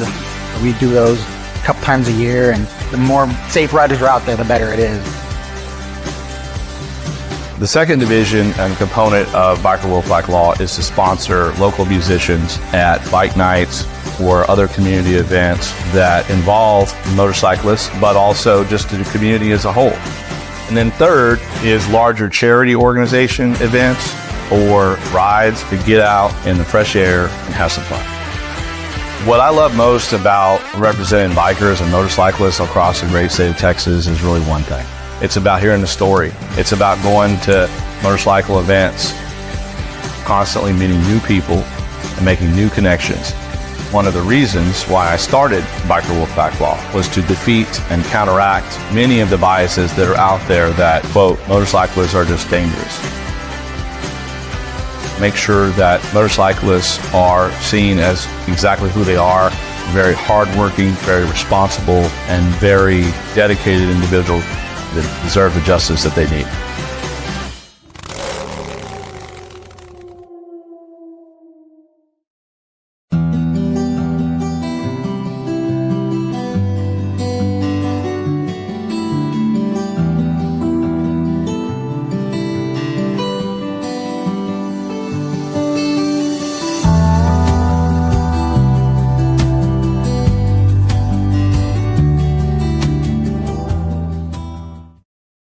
Hey, welcome back. Hey, welcome back to the 99% Radio Network here in the Fishbowl. You just heard from Eveready and Glenn Lawson with the Thin Blue Line and Biker Wolfpack. We are honoring our men and women of 9/11 today on this 24th anniversary. One thing, if you're just joining us now, and if you're on the road or if you haven't been able to see the news, the passing of Charlie Kirk, who was murdered in a Utah campus today in front of hundreds of people. Our thoughts and prayers go out to the family of Charlie Kirk. This is a horrible tragedy to happen today. This is a breaking story. It's still in progress. So prayers to his family. Prayers to his family, without a doubt. I want to welcome Billy Ball with Hemp and Hounds. We need some hemp and hounds right We now. need some It's hemp an and emotional show. And JFW, our third caller, John F. Walsh. Welcome. How you doing? How you doing? Love it. How's your face? How's your face? Oh, I'm gonna use that. How's your face? I missed that. John, I'm going to start with you real quick. You have a connection with 9/11. You are from New York. Your family, and in the Italian world, you don't have to be blood to be cousins or family. The Italians do take you in and embrace you as family, blood or not. And two members who passed away on 9/11 were exactly that. They were cousins that you felt. Gumbaz. Yeah. Part of the family. They took great care of my sister. My sister's best friend's husband's brother and cousin and all that. And, you feel it. Ever since I met you, John, you have attended the 9/11 memorials. Every year. Every year. Every year you've attended all the memorials. you, especially the one here in Grapevine that honors our American airline pilots and flight staff who tragically were killed on 9/11. And today you're going to read some of the names of some of the fallen police officers, and you're going to honor some of your family members. And please elaborate on the Espositos. All right. Do you want to read that letter? And, I got and your shirt. This shirt from Dominic Esposito, Maureen, his wife. They sent it to me, and I actually got it today. You know, and I love them for it. Thank you. And I got a letter with it. John, on behalf of the entire family, I wish to thank you for taking the time out of your day to read off my brothers and cousins' names on your friend's radio show. In doing it, it immortalizes them, and they are never truly forgotten. Thank you, Dominic. We get some water. I thought that was beautiful. It is beautiful. You can get some water. But can I read the names? Please now? do. Yes. All right. Captain Michael Esposito, Frankie Esposito, Detective Claude D. Richards, Bomb Squad, Sergeant Timmy A. Roy, Traffic Control Bus Unit, Officer Maria Mara A. Smith, 13th Precinct, Police Officer Raymond Sanchez, Transit Bureau, District 4, Police Officer Paul Dolly, Police Officer Santos Valentin Jr., Emergency Service Squad number 7, Detective Joseph Vinco, Emergency Service Squad number 2, Detective Police Officer Walter E. Weaver, Emergency Service Squad number 3. I said 3, not 3. Police Officer James P. Reilly, 6th Precinct. Police Officer David G. McDonald, Emergency Service Squad number 1. Police Officer John W. Perry, 40th Precinct. Police Officer Glenn K. Perry, Police Academy Video Production Unit. And I'd like to also add a name, a non-responder, but Kevin N. Gerber. Sorry. That's okay. No. Listen. Colbert, Kevin N. Colbert, friend that I went to high school with, knew her all my life, her son. He was working in the Trade Center that day? Yeah. It's his first job working in the World Trade Center. You know, so many families lost on that day. And it's, you know, it's hard to read all the names of all the civilians, but when you can bring up a name like that, you know, a family friend who is his first job up in the Trade Center, he probably felt, you know, this is great. I have a long career ahead of me, and a tragedy like this takes his life, a life that can never be brought back due to murderous activity from terrorists. And that's why we sit here and we remember. John, you know, when you go to these memorials tomorrow, I'm going to attend for my first time. I'm going to attend the American Airlines memorial over in Grapevine. Tell me a little bit about because I've gone to all the first responder ones. Right. I haven't been to a memorial for American Airlines. What is that? Oh, American Airlines, they do great. Like I said, they read all the names from all the pilot stores and all that, and they have people representing them. They have family there too. They bring out a big American flag and they stretch it out, and then there's prayers and like you were saying, like I wear a shirt like this, I see people holding pictures, and then people come up to you and they're like, is there somebody you know on here? And you know, it's kind of weird but sad. You're like proud to show that name, but you're sad to show that name. So you show them your family friend's name, and then they show you theirs. You know, and it's a connection, like a bond. Yeah, it's a connection. And like I said in the beginning of the show, you know, we focus on the first responders at Ground Zero and the 410 first responders that perished that day. We can never forget the 50 military personnel and civilian personnel that were killed in the Pentagon. The 265 flight attendants, pilots, and passengers on those 4 planes also should never be forgotten. Sometimes, and I just hate to say it, sometimes those families are put on in the shadows because of the ground zero has overtaken. But here we can never forget them as well. They are part of our memorial services throughout our country. I worked in that building for so many years, and I was in Florida when it happened, and it was just so hard for me to believe that they both fell. I couldn't believe it. I worked in that building from like 82 to 86. So you were up and down those elevators, up and down those staircases, So our shop was 4 levels underground, and it was going to be here forever, Well, once again, like we said, tomorrow is a gift. Tomorrow is not promised. Nothing that we see is intangible. Buildings, cars, family, whatever it is not promised to be here tomorrow.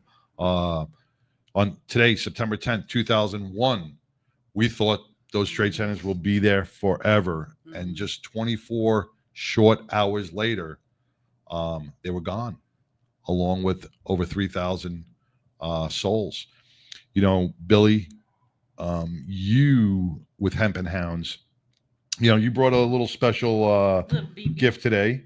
And what an animal can do for you in support and comfort and healing. Our little 4-legged furry friends do so much for our inner healing and peace.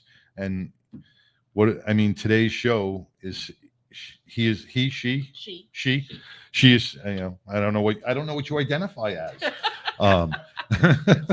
She's a woman. There's only 2 genders. I don't know. You kind of look like a man. No. But she's providing you some comfort today. It's an emotional day. It is hard. But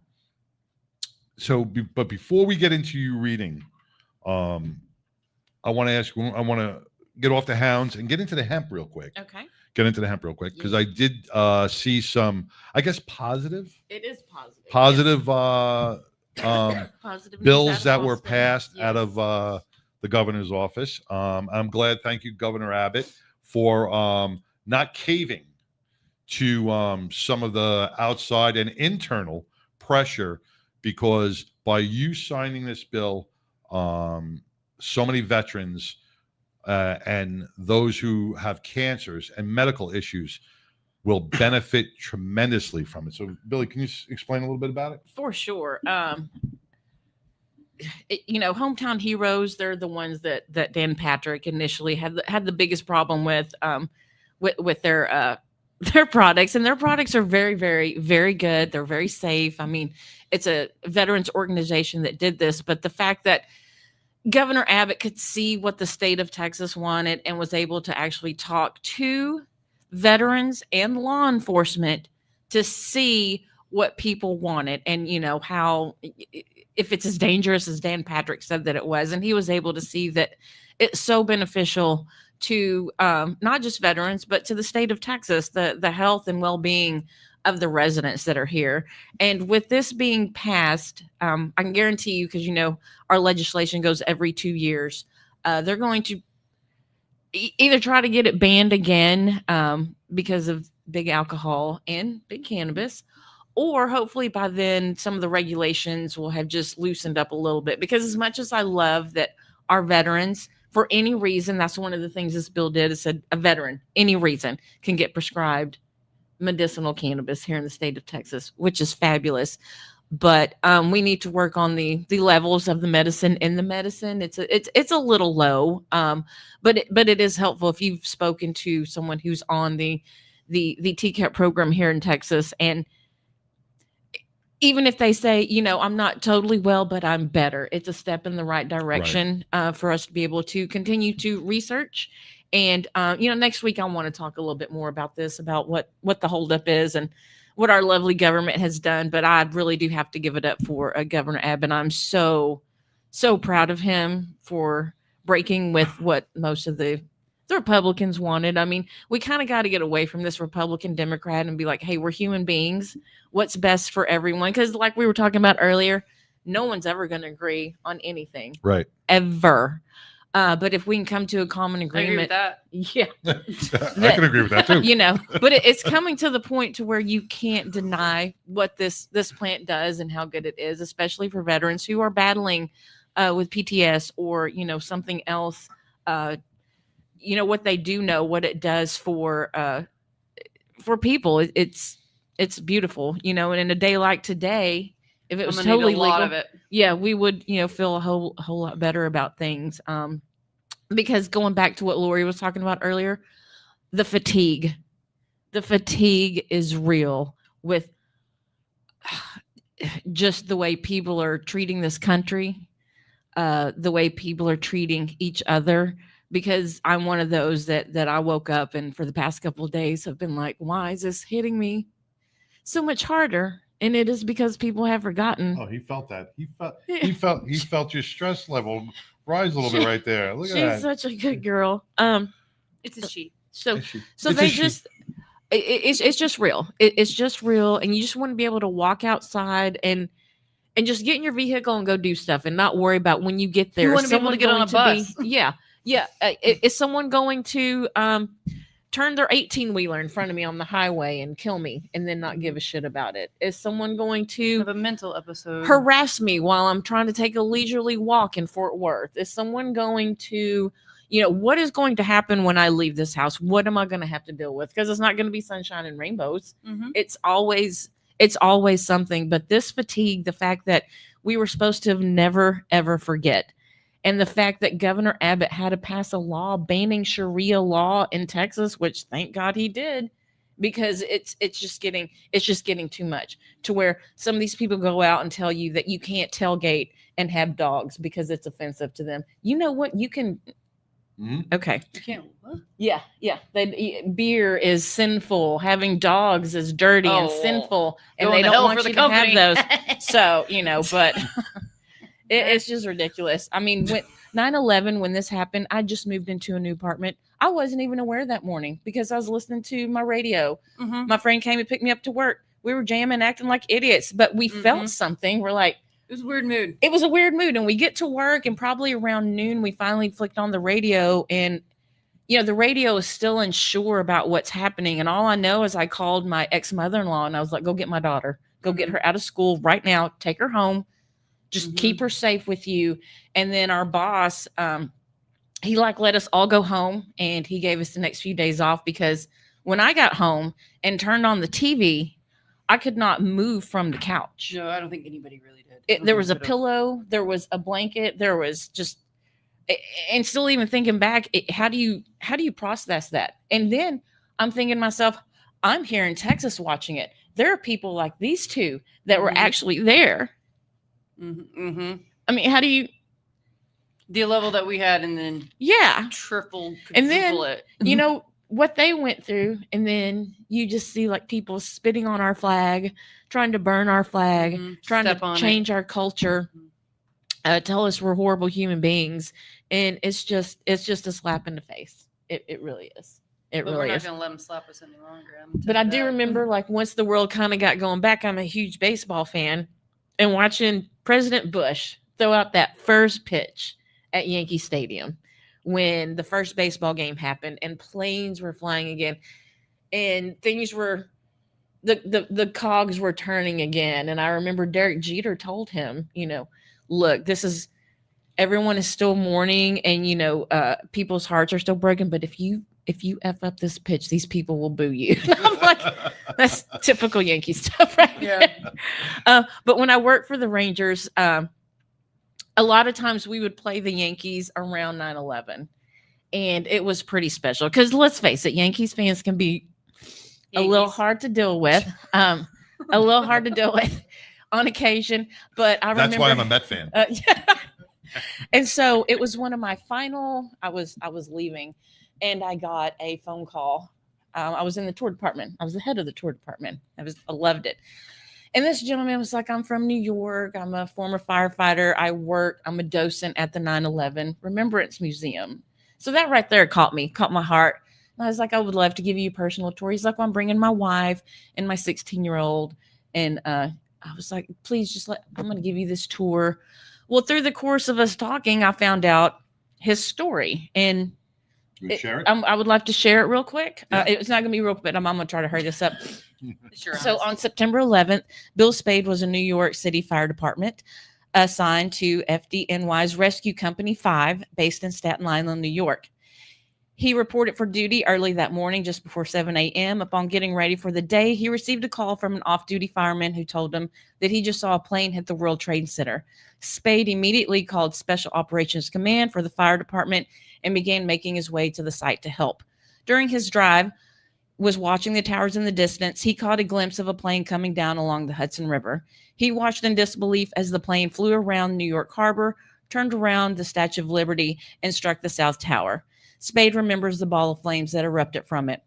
As he made his way up West Street, Spade entered the North Tower, looking for a command post. After some time, he began hearing something collapsing from above. Not knowing what it was, he ran over to the corner of the room with the knowledge that corners of the rooms are strongest. Spade recalls hugging the standpipe that was in the corner. The noise of the collapse became increasingly more intense until everything was pitch black. He attempted to find a way out without luck. Civilians were trapped, and he was too. He tried to make a mayday call over the radio, but it was not transmitting. The two emergency service police officers came down the stairs near Spade, and together they began hitting a door over and over again until they were able to open it about 2 feet. Finally, they, along with civilians, made their way out of the room and ultimately the building. Only seconds had passed when Spade heard something coming down again. He was thrown 40 feet into the air. A cement wall broke his fall. He quickly began getting buried in debris and decided to silently say goodbye to his wife, as well as their 6-year-old and 2-month-old children. Spade recalled being buried. He tried to breathe and didn't have an airway, so he put a finger in his mouth to create one. He was able to remove the debris that was on him to stand, and he saw that he was there with 3 other firefighters. After about an hour, one of the firefighters thought he had found a way out, and he did. The group navigated to make it down the staircase onto Vesey Street and to Broadway. An off-duty police officer saw Spade and helped him clean up. Later in the day, while Spade was in the emergency room, he received a call from his brother-in-law, Tommy Aiken, who was assigned to Rescue 5 as well. He told Spade that all of the members from Rescue 5 were missing, and they were gone. He was later on the phone with his wife, who gave him the heartbreaking news that his uncle, Patrick Joseph Driscoll, was on Flight 93 that went down in Pennsylvania. He'd been on his way to California for a hiking trip in Yosemite National Park. Spade reflects on the thousands of people who innocently went to work on the morning of September 11th, and in less than 2 hours they were gone. He is grateful for each day he was granted on Earth and has a different view on life after his experience. This is him. That was beautiful. And I happened to meet him, and it's crazy when you meet people who were there. You, him. They're so humble about it. They're so like, hey, I was just doing my job. You know what? When I see danger and fire and hot, and I go the other way.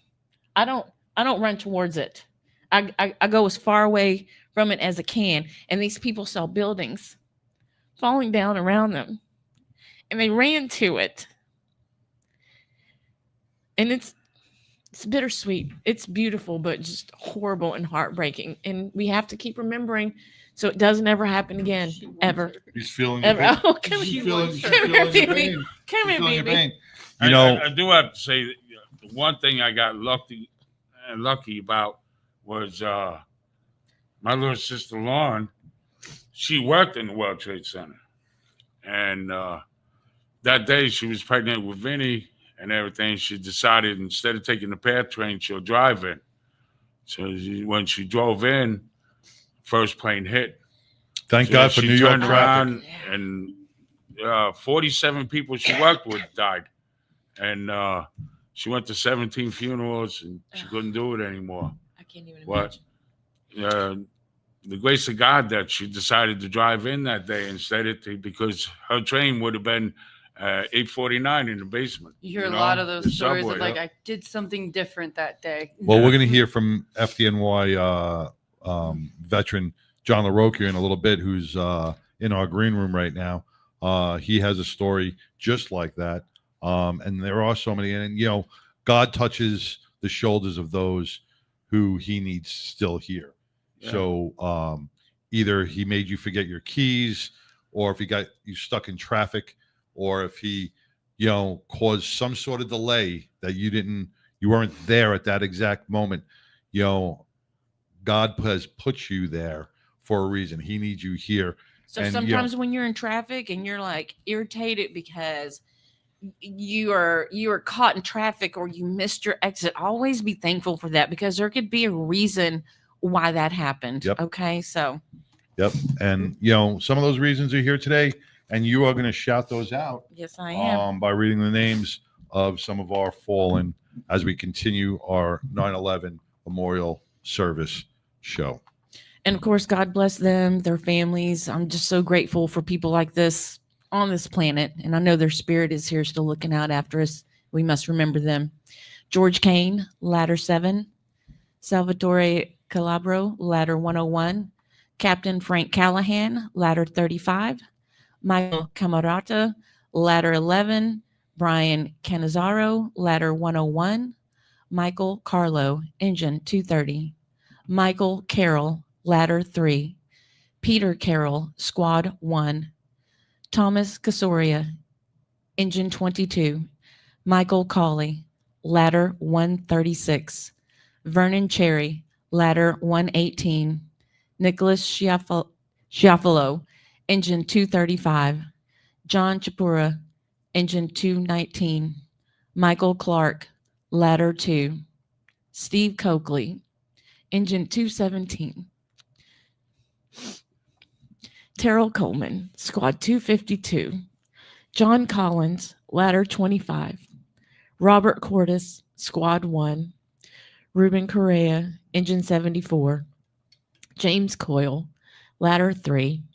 Robert Crawford, safety. BC battalion. Battalion Chief. Yeah, Battalion Chief Dennis Cross, Battalion 57. Thomas Cullen III, Squad 41. Robert Curatolo, ladder 16. Lieutenant Edward Diatri, Squad 1. Michael Dioria, engine 40. Scott Davidson, ladder 118. Edward Day, ladder 11. Battalion Chief Thomas DeAngelis, Battalion 8. Manuel DeValle, engine 5. David DeRubio, engine 226. Lieutenant Andrew Desperito, engine 1. Battalion Chief Dennis Devlin, Battalion 9. Gerard Duan, ladder 3. George De Pasquale, ladder 2. Lieutenant Kevin Donnelly, ladder 3. Lieutenant Kevin Dowdle, rescue 4. God bless them and rest in eternal peace. Billy, thank you so much. John, thank you so much. This, like I said, means so much to the families that are suffering today and trying to heal. Strangers from across the country here in Dallas are speaking your loved one's name because it means something to them. And in that, it hopes it will bring you some sort of healing, and it will never bring closure. But just know that Billy and John and those who've read the names, and we're going to have some more, are with you today from Texas. We're going to take a quick break, and we'll be back with John LaRocchia and Craig Johnson. And is Louis on yet? And Louis, NYPD veteran Louis Bellis. Louis B. All right, right after these messages. Here at 1010 Aussies, we're going to find you your forever pet. We specialize in miniature and toy Australian Shepherds. All our pups are pet and family friendly. They're socialized, basic training, and a health guarantee. Check out our miniature and toy Australian Shepherds at triple10aussies.com or call us at 817-213-6698.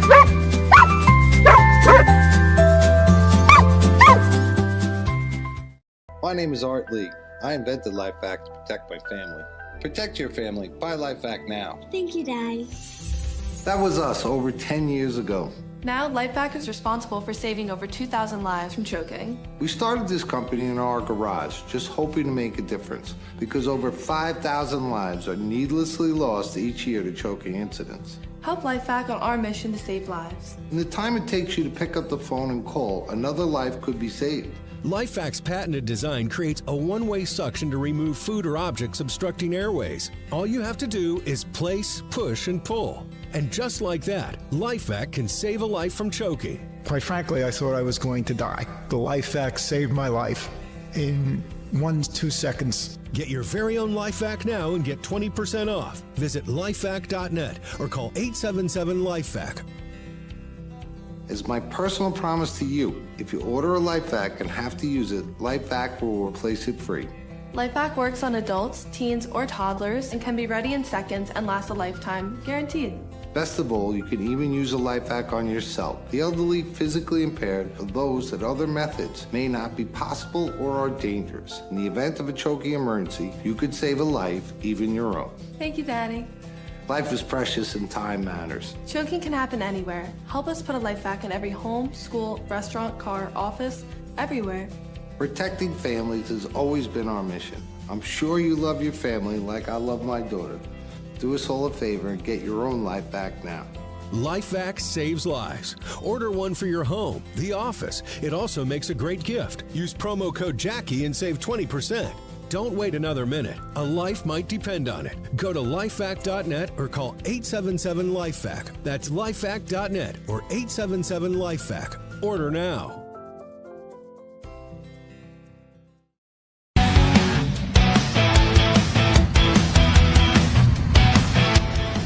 I'm Sassy Sin with Battle and Betty's, and I ride with the 99% Radio.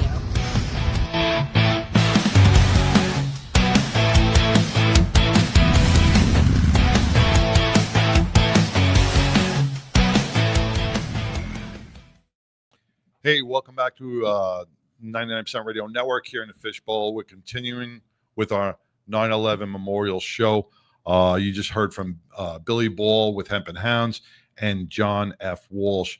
You know, it is getting quite emotional. And, you know, the more we read these names, the more,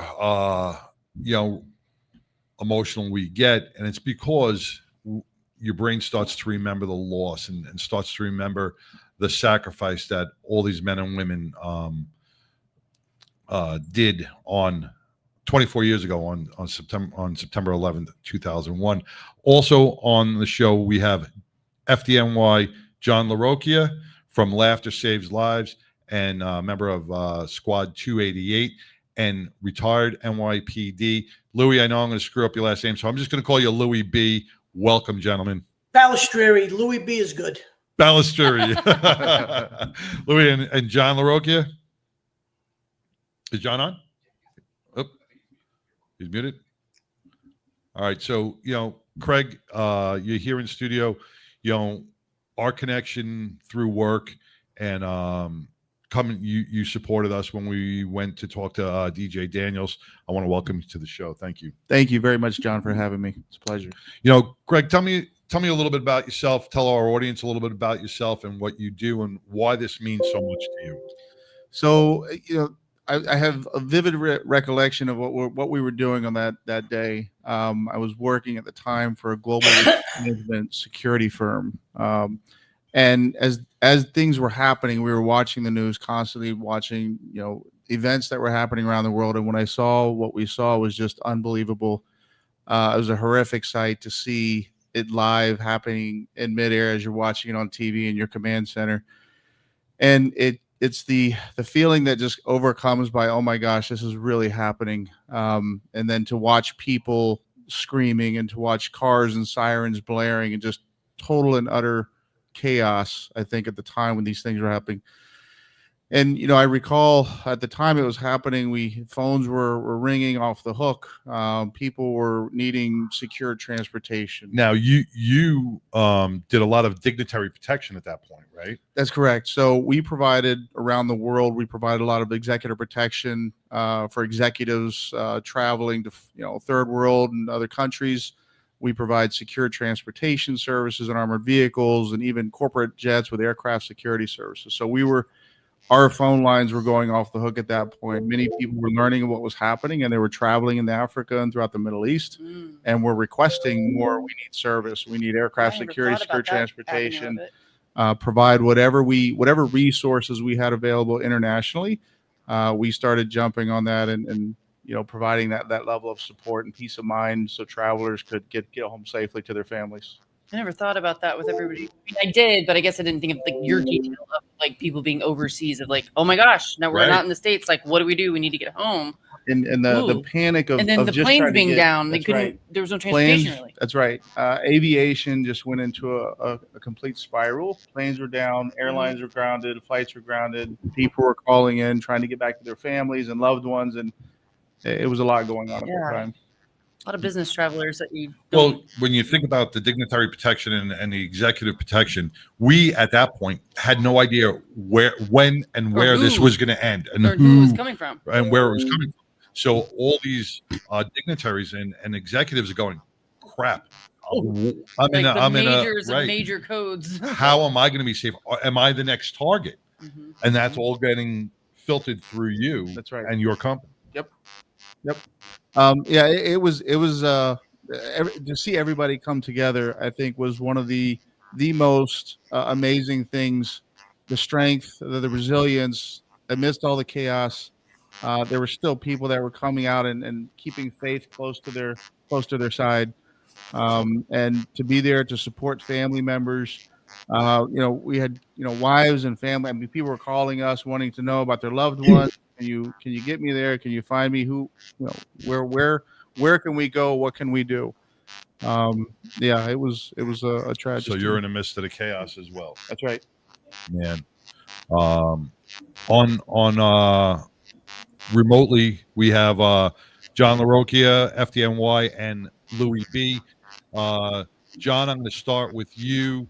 Welcome to the show, brother. Thank you for always having me. Sorry, I'm doing a show in about an hour, so I was I got to run. I can't talk too long. But you mentioned American Airlines before. They are on the Memorial Wall downtown, correct? Yeah. Those names are on the wall. Here in Grapevine, over by the DFW airport, they have a large memorial.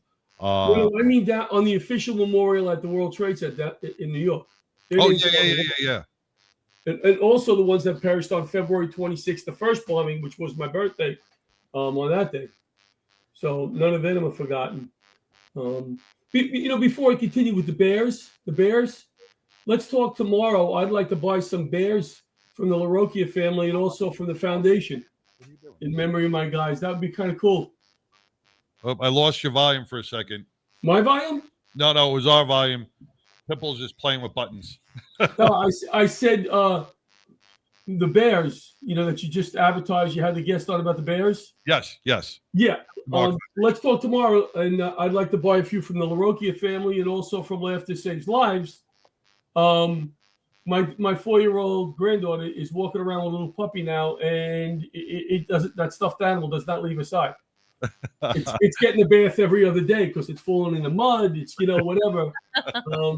So I get how important these stuffed animals are to children, and that would be a cool way to remember my guys buying a bunch of those bears. Oh, thank you so much, brother. I do appreciate that. And that will be great for the kids here in Texas. Yes, I'm excited.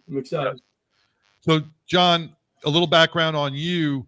Tell us about what you did in the FDNY and, that day. I was off. Supposed to work, and I think I've showed this to before. Here's the riding list from 9/11. My name crossed out. Somebody else on overtime. I was supposed to go for my medical on 9/11, and half of the guys that went for the medical after the first plane would hopped over the bridge, and they were lost. So there's a good chance that I wouldn't be here if I was working that day. All our guys from the firehouse were lost. Half the guys that went for the medical. So I was supposed to be with one or the other. Had no buddy to watch my 1-year-old daughter, who's just turned 25, September 8th, right? So she remembers nothing. But I take a picture with her every year. That's my baby. My other 2 children get nothing. She gets everything. That's it. She's my savior. And I responded in after the first plane hit, dropped the baby off at my neighbor's house and headed in, stopped at Trader Joe's, grabbed a whole bunch of Cliff Bars and stuff because I didn't know what the hell was going to happen. So I said, let me grab something to eat for everybody in case we're down there, we're digging, I don't know. I didn't know what the frig I was doing. Right. And what was really cool is you talk about people. People are good. People. And I went up to the guy and I said, listen, I got to get out of here. Ring this up. I'm going down. I'm firefighter going down. He goes, oh, you're going down? He said to his staff, get the stuff in the car from him. Don't pay for it. Take it out there. Take it out there, So that was my first, wow, people are pretty cool, Yeah. Went to the firehouse. We already sent 2 waves down there. There was no equipment left in the firehouse. We threw whatever was left in the back of 2 pickup trucks. And then if in military, you guys been in military? No. I guess I do this in the military a lot. My buddy said to me in the back of the van, he hands me a non-erasable marker and says, write your social security number on your arm. And I'm like, what the freak are you talking about, Tony? And he says, well, in case they need to identify it. And that was like, oh boy, this is getting serious now. Wow. So by the time I got down there, thank God for me, both buildings were down already. Because we went to 20 truck and they held us up there. They were forming teams of Special Operations Command, and the chief said we lost the command center. We lost a lot of guys. You guys aren't going anywhere until we set up a new command center. And guys were standing up and going, Chief, that's not going to happen. We're going. And he goes, you go down there, you're fired. You can't go. And Chief's fired. And a police horse van pulled up in front of the house, empty police horse van. And he goes, guys, you need a ride? We hopped into the back of that. Got dropped off at City Hall, made that turn, and looked and said, where am I? What movie set am I in? This can't be. That first, wow, right? And then down there for like a day and a half digging, and then back to the firehouse because we lost so many guys in hazmat. It takes a good year really to train somebody up to a certain level. We couldn't grab a guy from an engine in the truck, so we were working 24 on, 24 off, 24 on, 24 off. Getting a few days off to go to the counseling unit, and that was our first next 6 months doing that. Now, John, hazmat and Squad 288. You broke bread each and every night with these guys. Yeah. You sat at the dinner table with the 19 members of your department. Christmas parties, the picnics, at the beach, all of that good stuff. And then one day, I wasn't in the military, and I full respect. My dad was in the military. What other job though do you come home and you lost a third of the people you work with, and then you got to go to work the next day? Yeah, you know what I mean. It wasn't like, oh, what a devastation. Well, you lost if you go to counseling or no, you got to work next day. There's nobody to do your job really. So it was, and then I was tasked. I volunteered to call the widows who were ultimately widows at the time. We didn't know they were going to be widows every day that I worked and tell them nothing. Just let them know we're thinking about them. We're doing our best. I have no news. And what's so cool is tonight on my show is the daughter of Dennis Scalzo. She's going to be a doctor soon. Went to the memorial the other day, saw the whole Carey clan, all the grandchildren he never saw. I was hanging out with the other day. Wow. So when they come to a comedy show, because we're all based on laughter, we try to make people laugh. And the reason I initially did that was when all is said and done, as these other gentlemen I'm sure on the screen know, and they were funny guys. Those guys were funny guys. Yep. And when I came to work, they made me laugh. So why not remember them after all the tears through laughter? Because that's what they would want. They wouldn't want their family crying for 25 years. They'd want you going to a comedy show, laughing, and coming to John's show and breaking his chops, You know, and the wives, I love it when they come up to me and they go, "Hey, you're okay. When is the comedy going to start, though?" You know, and that's what it's all about. If you're getting that out of them, you know they love you. You know you're doing something right, and you know you're making them laugh, and that's what we do. That's part of the healing process. Yeah, it is. It is. John, before we start reading names, Louis retired NYPD. Louis Hey, B. Louis. How you doing? Good, brother. How are you? Louis, you're an amazing man. You have been on our show before. You got a book coming out, or it is out. You got a movie in the works through organized crime. But with 9/11, where were you, and what? My story is much different than everyone else's. Okay, I had been retired 3/4. Okay, I'm from a family of 14 cops. I had another brother still on the job. My wife was on the job. She was working in personnel.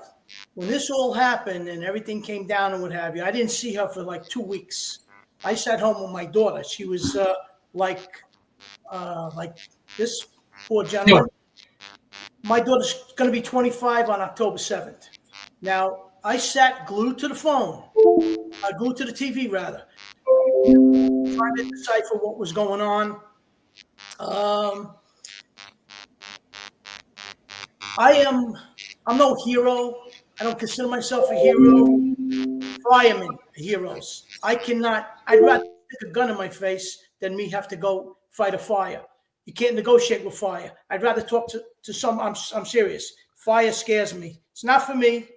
Okay, I'd rather be shot at than deal with a fire. That's just who I am. What happened to me was John's saying the same thing. John LaRocca is going, yeah, I don't like fire either. Fire's not for me. I was babysitting my daughter, watching this stuff on TV. My phone is ringing off the hook. Retired cops, come on, we're going down. We got to do. I'm an American. A good friend of mine in the city says, "Come on, you can work the temporary headquarters." I said, "I got to come down." So I think the buildings fell on a Tuesday. Yep. Okay.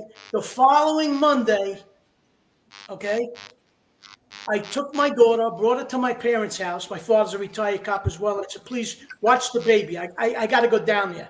I really feel obligated to be with other cops, and we're going to meet down there." So what do? I get my truck, get shovels and everything I think I need, and I got my own mask that's not commercial, but it's better than what they're giving these poor cops and firemen to wear. I go down there, I park at the 5th precinct. I walk. I got the shovels, my boots on.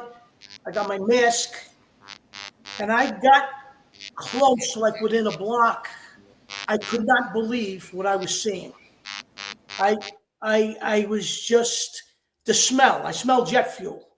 And the remnants of a barbecue. That's the only way I could describe what I smelled and what I saw. And I saw people walking aimlessly. Nobody's talking with their head down. Everybody's in a fog. And I smelled what I smelled, and I saw what I saw, and I said to myself, I'm retired, okay? I don't have to be here. I got a little child at home. I said to myself, I know that 5 years from now, 10 years from now, all of these poor guys that are down here that are the real heroes, they're going to get sick. And something slapped me in the back of my head, and I turned around and I went home. And for years, that bothered me, okay, that I was a coward. No. But something spoke to me and told me, don't be here, okay? And I regret going, but I think it kind of saved me from getting sick. Well, let me just stop you right there. Wrong on that day. You know what? One, that was probably the bravest thing I've ever heard in my life. Mm-hmm. Stand there and go, my family. You know, you are far from a coward, because that was the most bravest thing that anybody could ever say on air. You know, to admit that to yourself, you are far from a coward, my friend. You just had that priority that you had to take care of your 1-year-old, you had to take care of your family, Nobody and God knew. bless you for saying that. So don't ever. I had a very guilty conscience. You knew what was happening that day, so you didn't know what you were going to go home Correct. and protect there. Yep. I thank God I didn't lose anyone close to me, but I saw some real good friends. I saw family members. It changed them. If you didn't get PTSD by being down that hole, you're not a human being. Okay? When I ask people, I'm living down the South now, how many people died in 9/11? 2,500, maybe 3,000 it's up to. No, maybe 15,000 by now. And a story just came out in the New York Post. Yep. About 50,000 people now have cancers that were from 9/11. And I wrote this on Facebook today. Ask the people that lost family members. Ask the people that were deathly sick if they were forgotten. Okay, I despise, I'm going to get political now, Rudy Giuliani and Christy Todd Whitman for coming out on the air and saying the air quality was pure. I'm not a scientist. I went down there and smelled what I smelled. And I says, there's no way I could stay down here without getting sick without proper equipment. I'm no hazmat guy. I just had, I had a mask on and a shovel and a pick, and I was going to do my best. I didn't know if that stuff was going to leak through my, asbestos. I don't know what was in that building. Yeah, they're Right. I had to turn around and go home.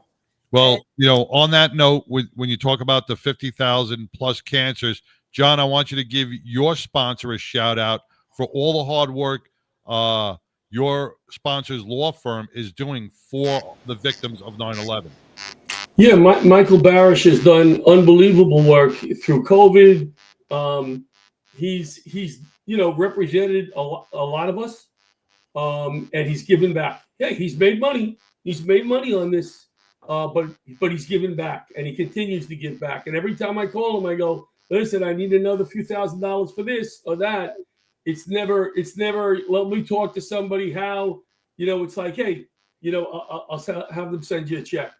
Because he knows, what we're trying to do out there. But I can say this, they did not give us the proper protection for days. And you smelled something, but if you when you were on the pile, you didn't see a telephone, you didn't see a computer screen, you didn't see any of that stuff. All that toxic stuff that those things are made of was in the air those first few days. And that's why so many of these guys got sick. We were the only ones with APRs, Hazmat 1. The whole rest of the fire department had nothing those first 2 days. We had dust masks. They ran out, done. Until they threw them an APR and didn't even tell them how to use it. Right. If you see some pictures, the APRs were filling up with particulates.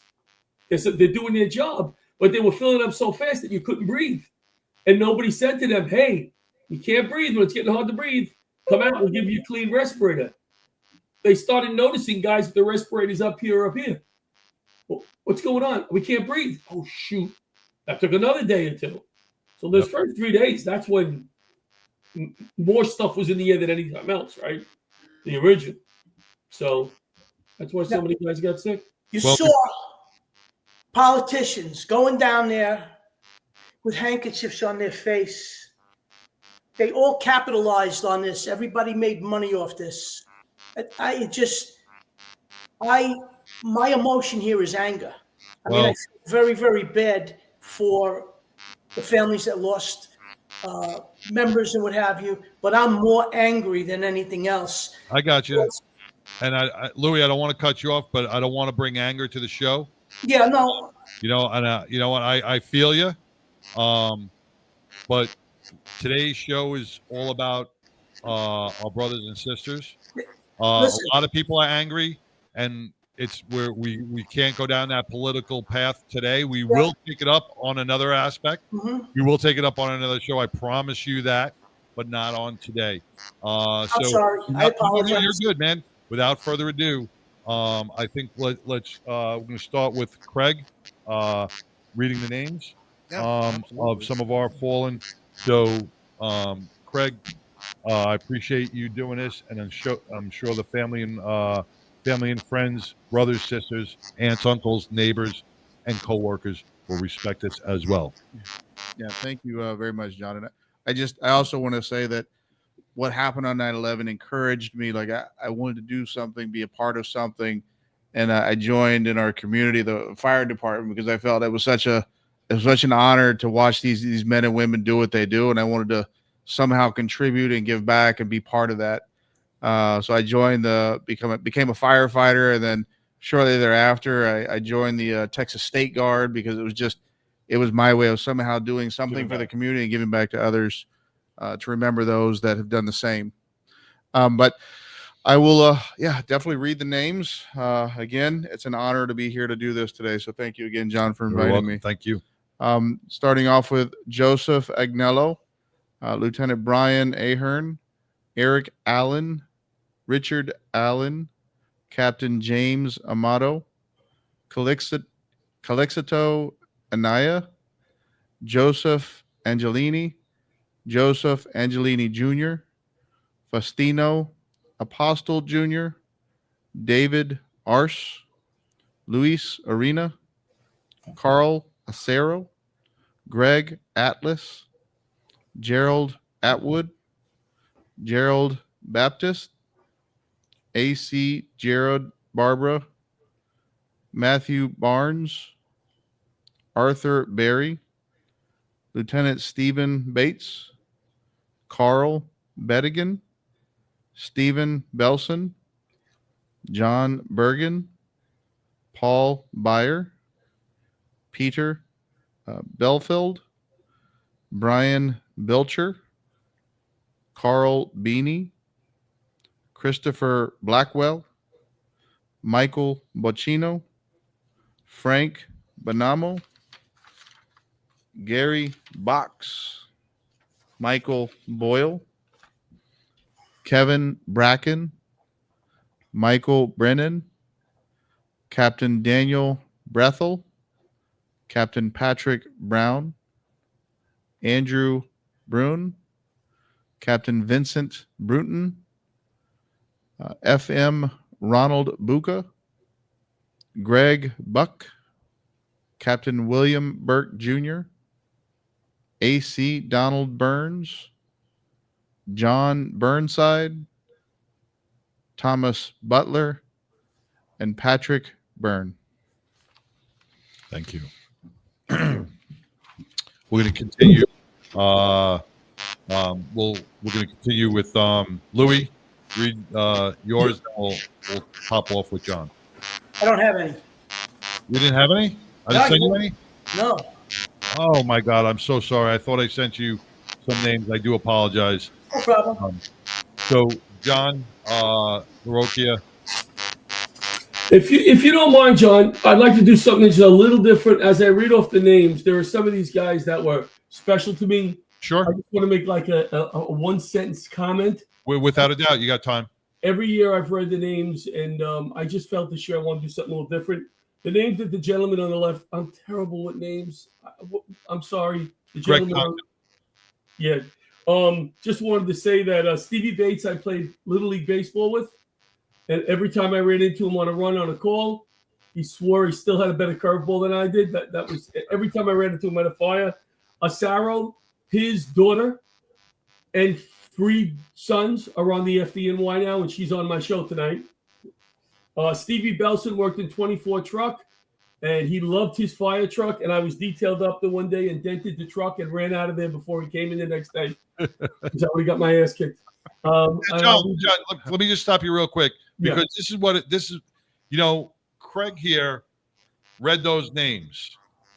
For you, that's somebody who knows them. What did that mean to you? It meant a lot that they named. Yeah, it meant a lot to still hear the names, but I feel like for me, who knows some of these people, at this point, 24 years later, I need to say, if I know, say something a little extra.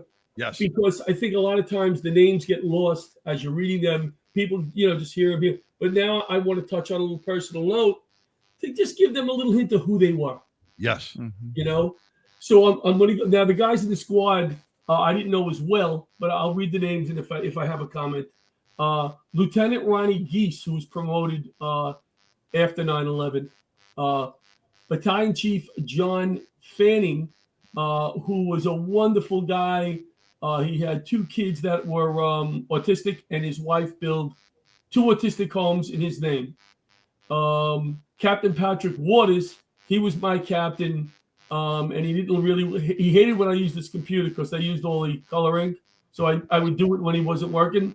And one morning I couldn't print, and he came in and pressed the button, and 4 pages of color printed out, and he was not a happy man. Lieutenant Ronnie Kerwin, quiet man. Peter Brennan, as he read Peter's name also. Peter used to watch cartoons every morning in the firehouse. Joseph Hunter, nice guy. Jonathan Elpy, I think you may have heard of his father, was very, very involved. Adam Rand lived right over here. I did a comedy show for him at his Volley House before 9/11. And Timothy Welty, a real tough firefighter. I added Kevin Pfeiffer, who was a lieutenant and very famous because his brother was Joseph Pfeiffer, who was the first one in charge on 9/11. He sent his brother up those stairs. Obviously, his brother never came back, and he has to live with that, which is probably very difficult. And I grew up with them, and my parents grew up with his parents. Marty DeMeo, Hazmat One, best only pea soup I will ever eat in my life. Dennis Scalzo, Hazmat One. I have his daughter on the show tonight. Dennis had a dry sense of humor and worked everywhere and could fix anything. Captain Thomas Moody was one of our captains, vying for the captain spot at the time with Waters. Lieutenant Krishy, he had a potato gun. He used to shoot potatoes out of a gun. And his famous line, we had to run, we had to cover the stuff. And he said, yeah, keep it warm. Put some linoleum on it. It's aluminum foil, though, not linoleum. Dennis Carey was with his family the other day at the memorial service. He shot his eye out on a side job with a nail gun. Oh, no. They replaced his eye. They filled it. It worked fine, but it looked really funky. Like a Red Ryder BB gun. Wow. You're going to shoot your eye out, kid. I don't know how he did it, John, but he shot it out, but it looked really funky. And we'd always tell cover an officer that he can't see out of it. And he would always go up and want to drive. And John Giordano, my 24 partner, I worked with him, very quiet guy, guitar player. Jonathan Holman, I ran his funeral, another quiet guy. Side job was a mechanic. My car used to die in the rain. When it rained, it wouldn't start. And John fucked something with it, did something with it. And he said, next time it rains, first time it rained after 9/11, the car started. So that was my guys. Thank you. That's it? Yes, sir. Yes, sir. You know, John, thank you so much. And Louis, thank you so much. You know, there is still a lot of anger that is out there because a lot of these things were probably unnecessary. There could have been some lives saved. Many people shouldn't be going through some of these sicknesses, but that is something that we have to take. We have to use our voices also to help support them and give justice where justice is due. You know, Louis, you're an NYPD guy through and through. You know, you want justice for those who are injured, and I get that a lot. I'm with you on that, brother. And hopefully one day they'll release tapes, and we will see who the real culprits and what cover-ups and conspiracy theories that were out there, and we can see if anything is true on that. Also, something that was never brought out is... Louis, hold on 1 second. I apologize. I got to run. I got to go to the studio, John, to do my show. John, I apologize. I'll be on your show tonight as well. Yes. I'll see you then. Thank you so much, John LaRocchia. Thank you, guys. Laughter saves lives. Thank you, brother. Thank you.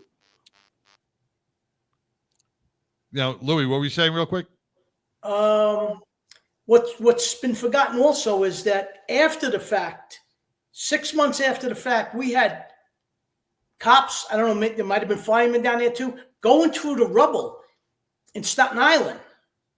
And they were touching all this stuff as well. And these people got, they weren't down at the site. They were in an off-site. They got deathly sick as well, breathing in that dust after the fact. These are things that are never brought out. These are things that the average person doesn't know about. And these are the things, in my humble opinion, that America has to know. That's right. A lot of One people of the things got sick. that John just said, okay, cops and firemen as well use humor as their defense mechanism. Yep. We find laughter in the stupidest things. We find somebody dead, wrapped around a tree, what have you. Somebody will make a comment and everybody will laugh. And it's not that we really want to see that person dead or injured or what have you, but that's the defense mechanism that we use. Yep. And he's using his humor to offset maybe some of the anger and hard feelings. And I'd say God bless him for that. Without a doubt. Louis, thank you so much for being a part of the show today. I'm very honored that you reach out to me all the time. Pitbull, Always, I think always, I really love you, okay? Always. God All right. bless. Take care. God bless. Thank you. All right. Before we run out of time, we're gonna bring Mongo's on, right? Mongo. We'll bring up Mongo. Play his Mongo opening, and we'll bring Mongo up, and we'll get with Mongo.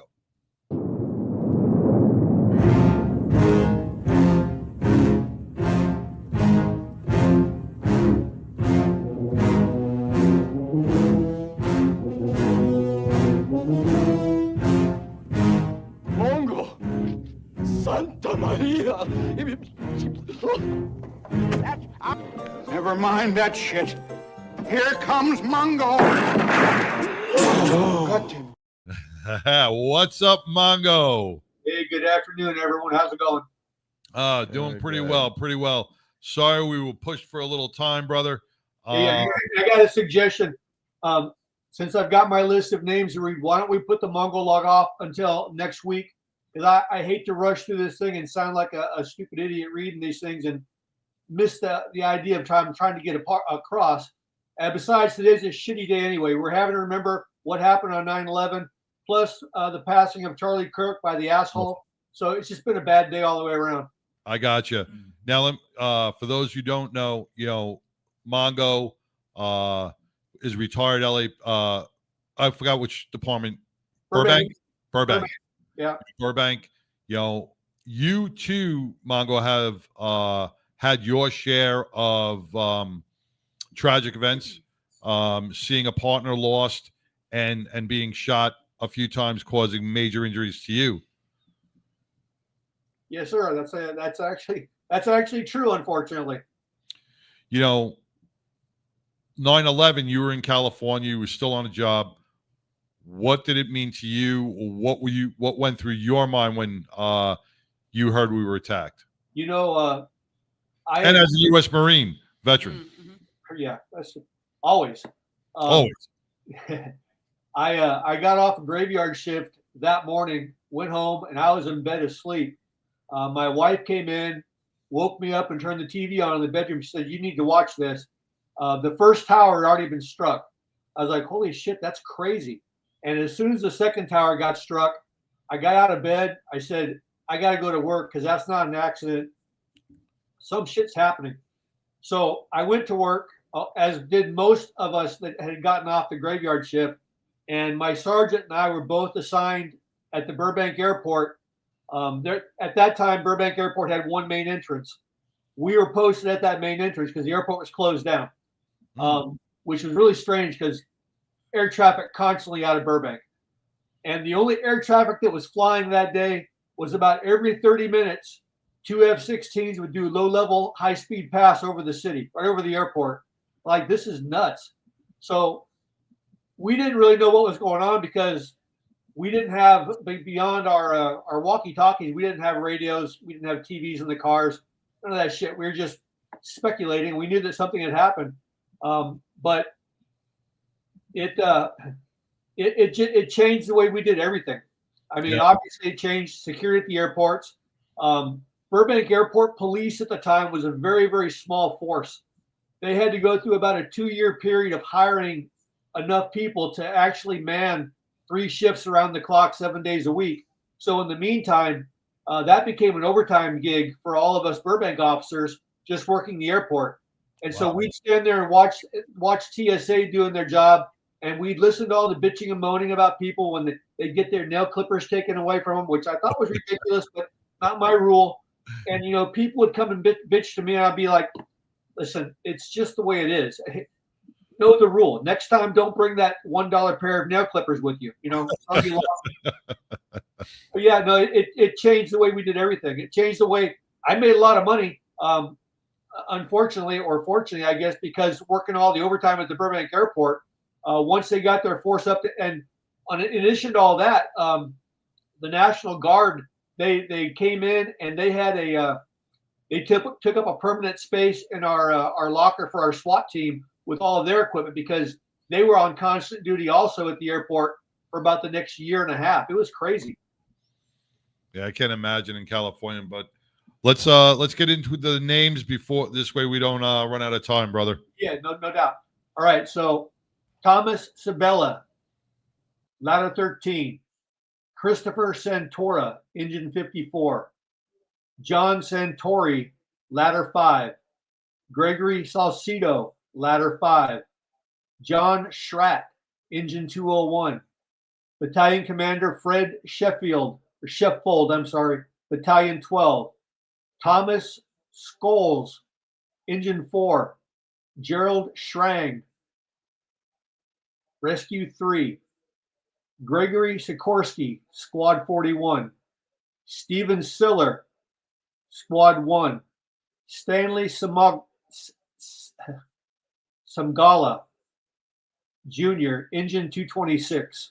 Leon Smith Jr., ladder 118. Robert Spear Jr., engine 26. Joseph Spohr, rescue 3. Battalion Commander Lawrence Stack, Battalion 50. Captain Timothy Stackpole, Division 11. Gregory Stack, ladder 13. Jeffrey Stark, engine 230. Benjamin Suarez, ladder 21. Daniel Schur, engine 216. Lieutenant Christopher Sullivan, ladder 111. Sean Talon, ladder 10. Alan Tarzawisik, I'm sorry about this one. Tarzawisik, rescue 5. Paul Techmeyer, engine 4. John Tierney, ladder 9. John Tipping II, ladder 4. Hector Tirado Jr., engine 23. Victor Van Hein, squad 41. Peter Vega, ladder 118. Lawrence Belling, engine 235. John Vigiano II, ladder 132. Sergio Villanueva, ladder 132. Lawrence Virgilio, squad 118. Lieutenant Robert Wallace, engine 205. Jeffrey Waltz, ladder 9. Lieutenant Michael Warcola, ladder 5. Captain Patrick Waters, Special Operations Command. Kenneth Watson, engine 214. Michael Weinberg, engine 1. David Weiss, rescue 1. Timothy Welty, squad 288. Eugene Wilhan, engine 230. Edward White, engine 230. Mark Whitford, engine 23. Lieutenant George Wilkinson, engine 238. Battalion Commander John Williamson, Battalion 6. Captain David Woolley, ladder 4. And Raymond York, engine 285. Thank you so much, Mongo, for sharing that. And, to all the families, friends, and like I said, neighbors and coworkers, we will keep you in our thoughts and prayers, and we will remember your family members forever. If we missed any names, there was no disrespect. If we mispronounced any names, it is no disrespect. I have to give a big shout out to my family, my wife's family, the McMahon family, for and I don't know if we even read his name because I didn't hear it, or I might have missed it, but to Teresa, for Gerard Duffy, my wife's first cousin, Cool Duff, they used to call him,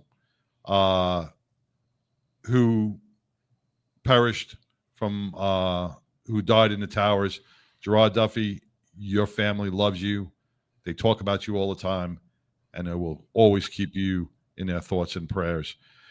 Craig, thank you so much for being a part of this special day. Mongo, thank you so much. I want to thank everybody who participated today in our 9/11 remembrance. Pitbull, how you feeling? It was a lot. It's a lot emotional. today. It was an emotional day. It was a lot. Yeah. All right, so brother, I'll be thinking about you tomorrow. All right, brother. Mm-hmm. Thank you very much. Chance, I know we gave you some names, but we ran out of time. But, We'll post them. we will post those names. Once again, I want to thank everybody for tuning in, listening, being supportive. I want to thank the Thin Blue Line. I want to thank Glenn Lawson Law and the Biker Wolfpack. Thank you, Billy Ball, and from Hemp and Hounds, John Walsh, and everybody else that's out there. Sorry, Cuffs, you had to work. Just remember, if you could be anything in this world, Please be kind. please be kind. Peace.